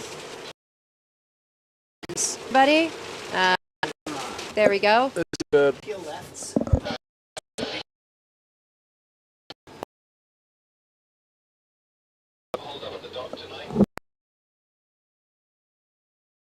Downwind start. Quite a few. So exciting that these getting right hand side of your screen. Listo there. The Pack 52. So who's this? This is. They're going hot and high. So it's interesting now. We're seeing the boats sailing. They start at the boat on starboard, are setting their kites, and they're aiming kind of for Point Judith now. So probably and for a while, so they can clear R2 and then jibe for the Rumline R2. Yeah. So that one of the issues, particularly for the shorter waterline boats here, is there is still a considerable chop on the water left over from when the southerly 15 or so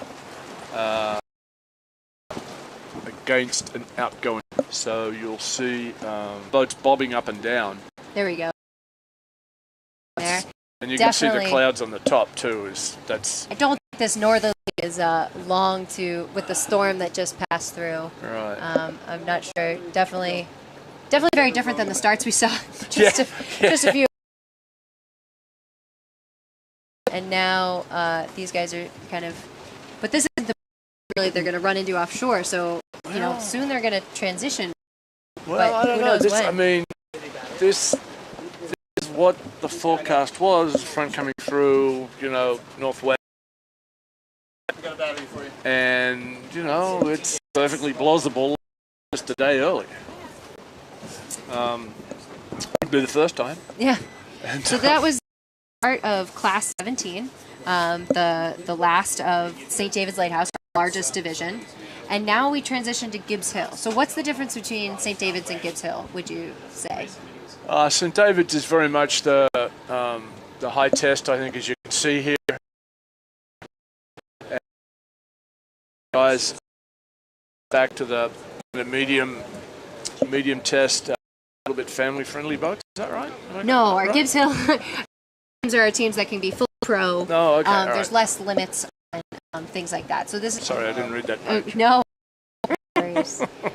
So to go and 19. 3 of those, or 1, 2, 3.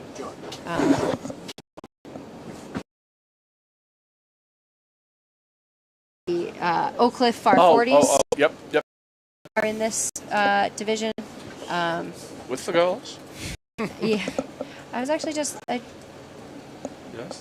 Yes. Oh, they're here. Yep. There's 3 Far 40s. Right. Sorry. Yes. They're color-coded. Yes. Right. And Far 40 blue, that is the...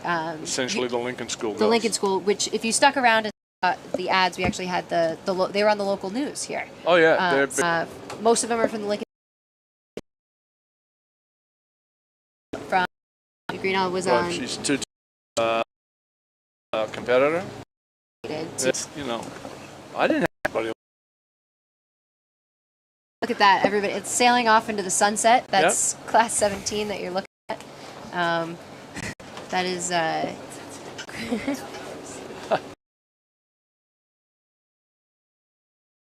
starting line here in a moment. Hill. Also in this class, this is also the J1. We have, these are kind of some of the list of the J-boat designs. So in here, we also it's listed as Bradley, but that's Bradley's actually local. It's a kid who grew up sailing around here who teaches the Coast Guard Academy. He's sailing their J120 custom boat. But also in this is Alchemist, Sun 3300. We want to give a shout out to our yacht, the Blue Nose Yacht Sales, who is sponsoring our tracker, but the owner of which is also on his son and a few friends on their new Sunfast 3300. That boat quite a bit of sailing itself. Kenny Reed and Susie Leach did some double-handed offshore sailing on that. That boat this season, and out of it around. There's a number of double-handed and 7-0 or something or 5. It's a great boat that's kind of was designed, and I think the backstory is when there was a potential for the Olympics to have a double-handed offshore. A lot of the bigger boat building companies who are one of the top bus. There's his on here, but family affair. Yep. There's they're not sailing double-handed. They're sailing as a group of friends. How many we've got? Within 2 minutes to the start, we're seeing them all come here. Full radar coming at us right now. So we've got some. They're definitely the closest.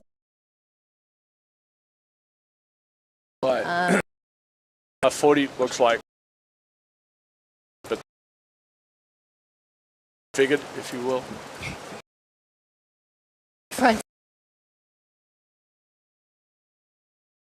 It's actually the Far 40 have the regatta.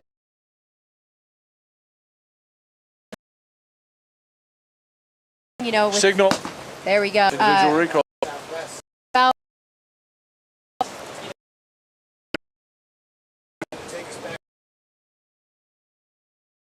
to thunderstorms to rain. Now a rain squall. Now no wind. But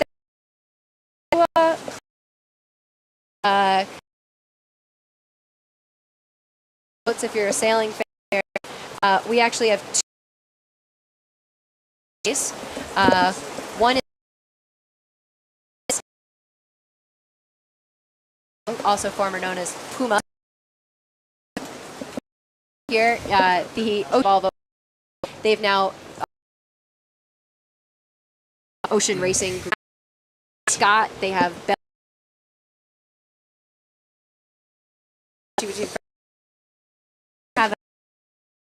An interesting sense of humor for this, right? also have bagpipes on board. I'm playing bagpipes on the obviously we might have missed that in the but if you're going to be in Bermuda, you're the bow of the boat. The OCH sailor herself. That's definitely a boat here. They have a pretty crew that have been sailing together for a while. 52 Warrior 1, the Caribbean 600 this year. Is just gone way. Some people are still trying to carry. Actually, looks like the boat did the Sydney Hobart a couple years ago, along with Chris Sheehan and former boats. I might have just seen that flash where different classes around here.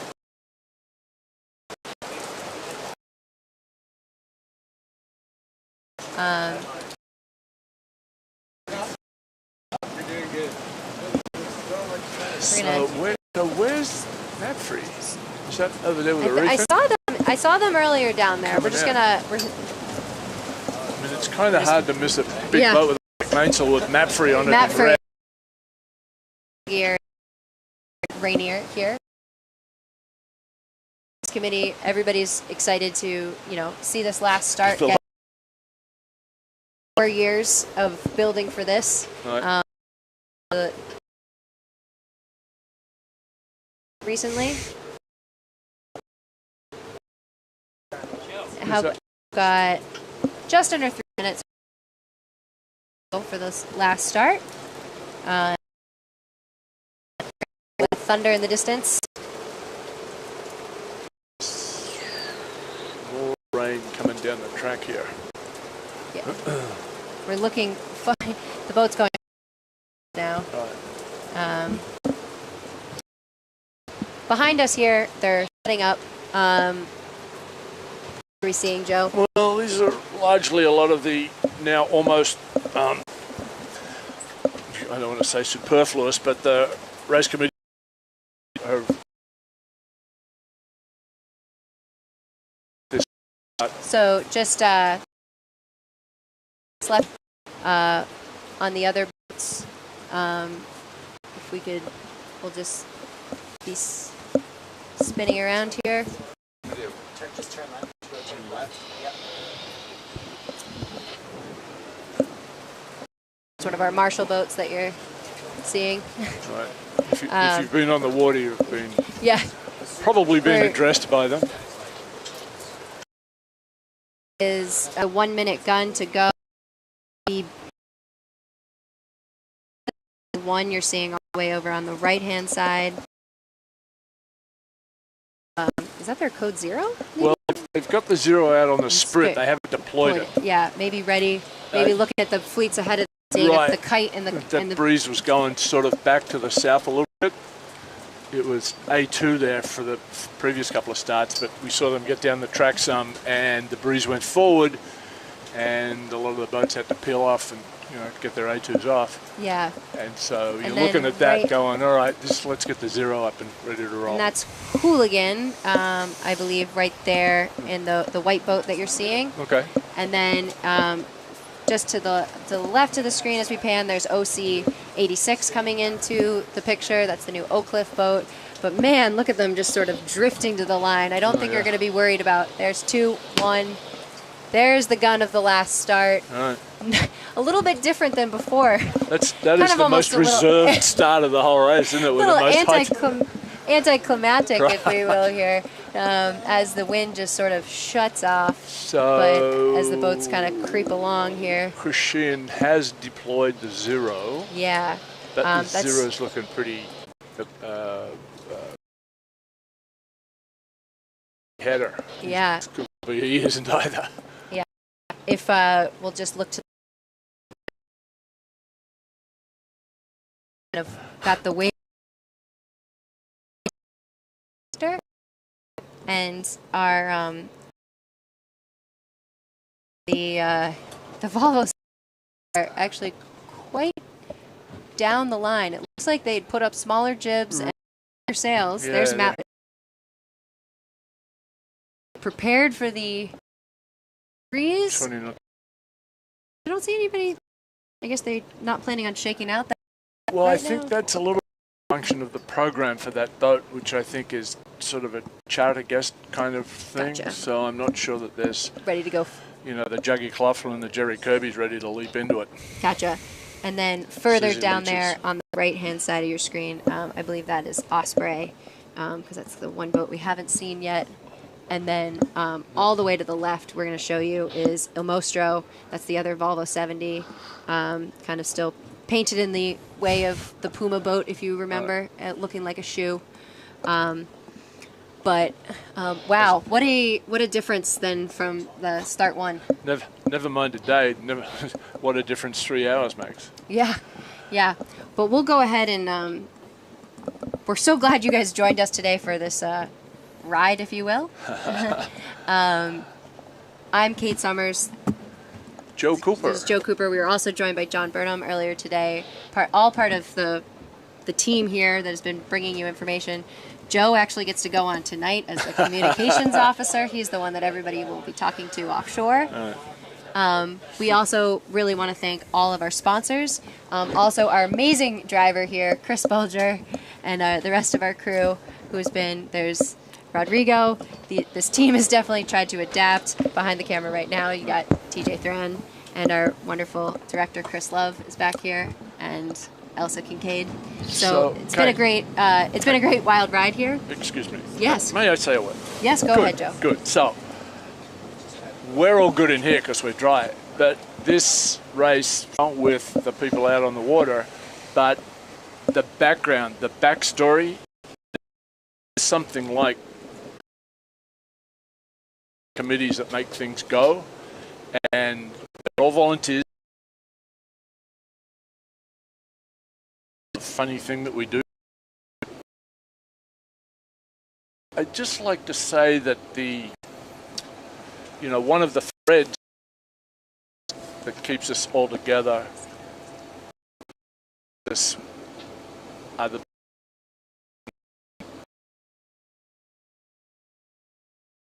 and one of those was a wonderful fellow known to many people in Newport, Robin Wallace, and he was for one time the PRO on the race committee, background of organising a race. For those of you on the water with the spectator things, he was a guy that designed the little chartlet and the pink ribbons you have. Robin passed away last year, very sadly, and he's left a pretty decent sized hole in the heart of the Newport sailing community. And I don't want to interrupt that, but we're just seeing people actually starting to move on the line there. Warrior, There's Warrior One. They committed to that code 0. Yeah. And they're Who's going out the other way? They're going the other way, but they seem to be the only ones moving right now among that fleet. Well, that's the thing. They're still getting the push from the ebb. Yep. You know, the committee boat is still getting pushed to the right.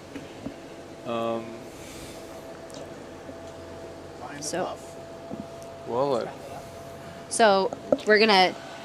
I think it's time for dark and stormy. I think it is time for a dark and stormy. We want to thank all of our sponsors who made this possible. The Royal Bermuda Yacht Club and the CCA. And for you at home continuing to follow this, go to bermudarace.com. There's the Blue Nose Yacht Sales tracker right on there. We will be bringing you lots of stories. Follow us on social media at Bermuda Race on Instagram, Facebook, and Twitter. And we'll be constantly bringing you stories. There's a lot of boats out there that actually have the ability to upload, and they're going to send us photos and videos. So we're going to keep telling the story, and then we'll pick it up in Bermuda again with some of our friends down there.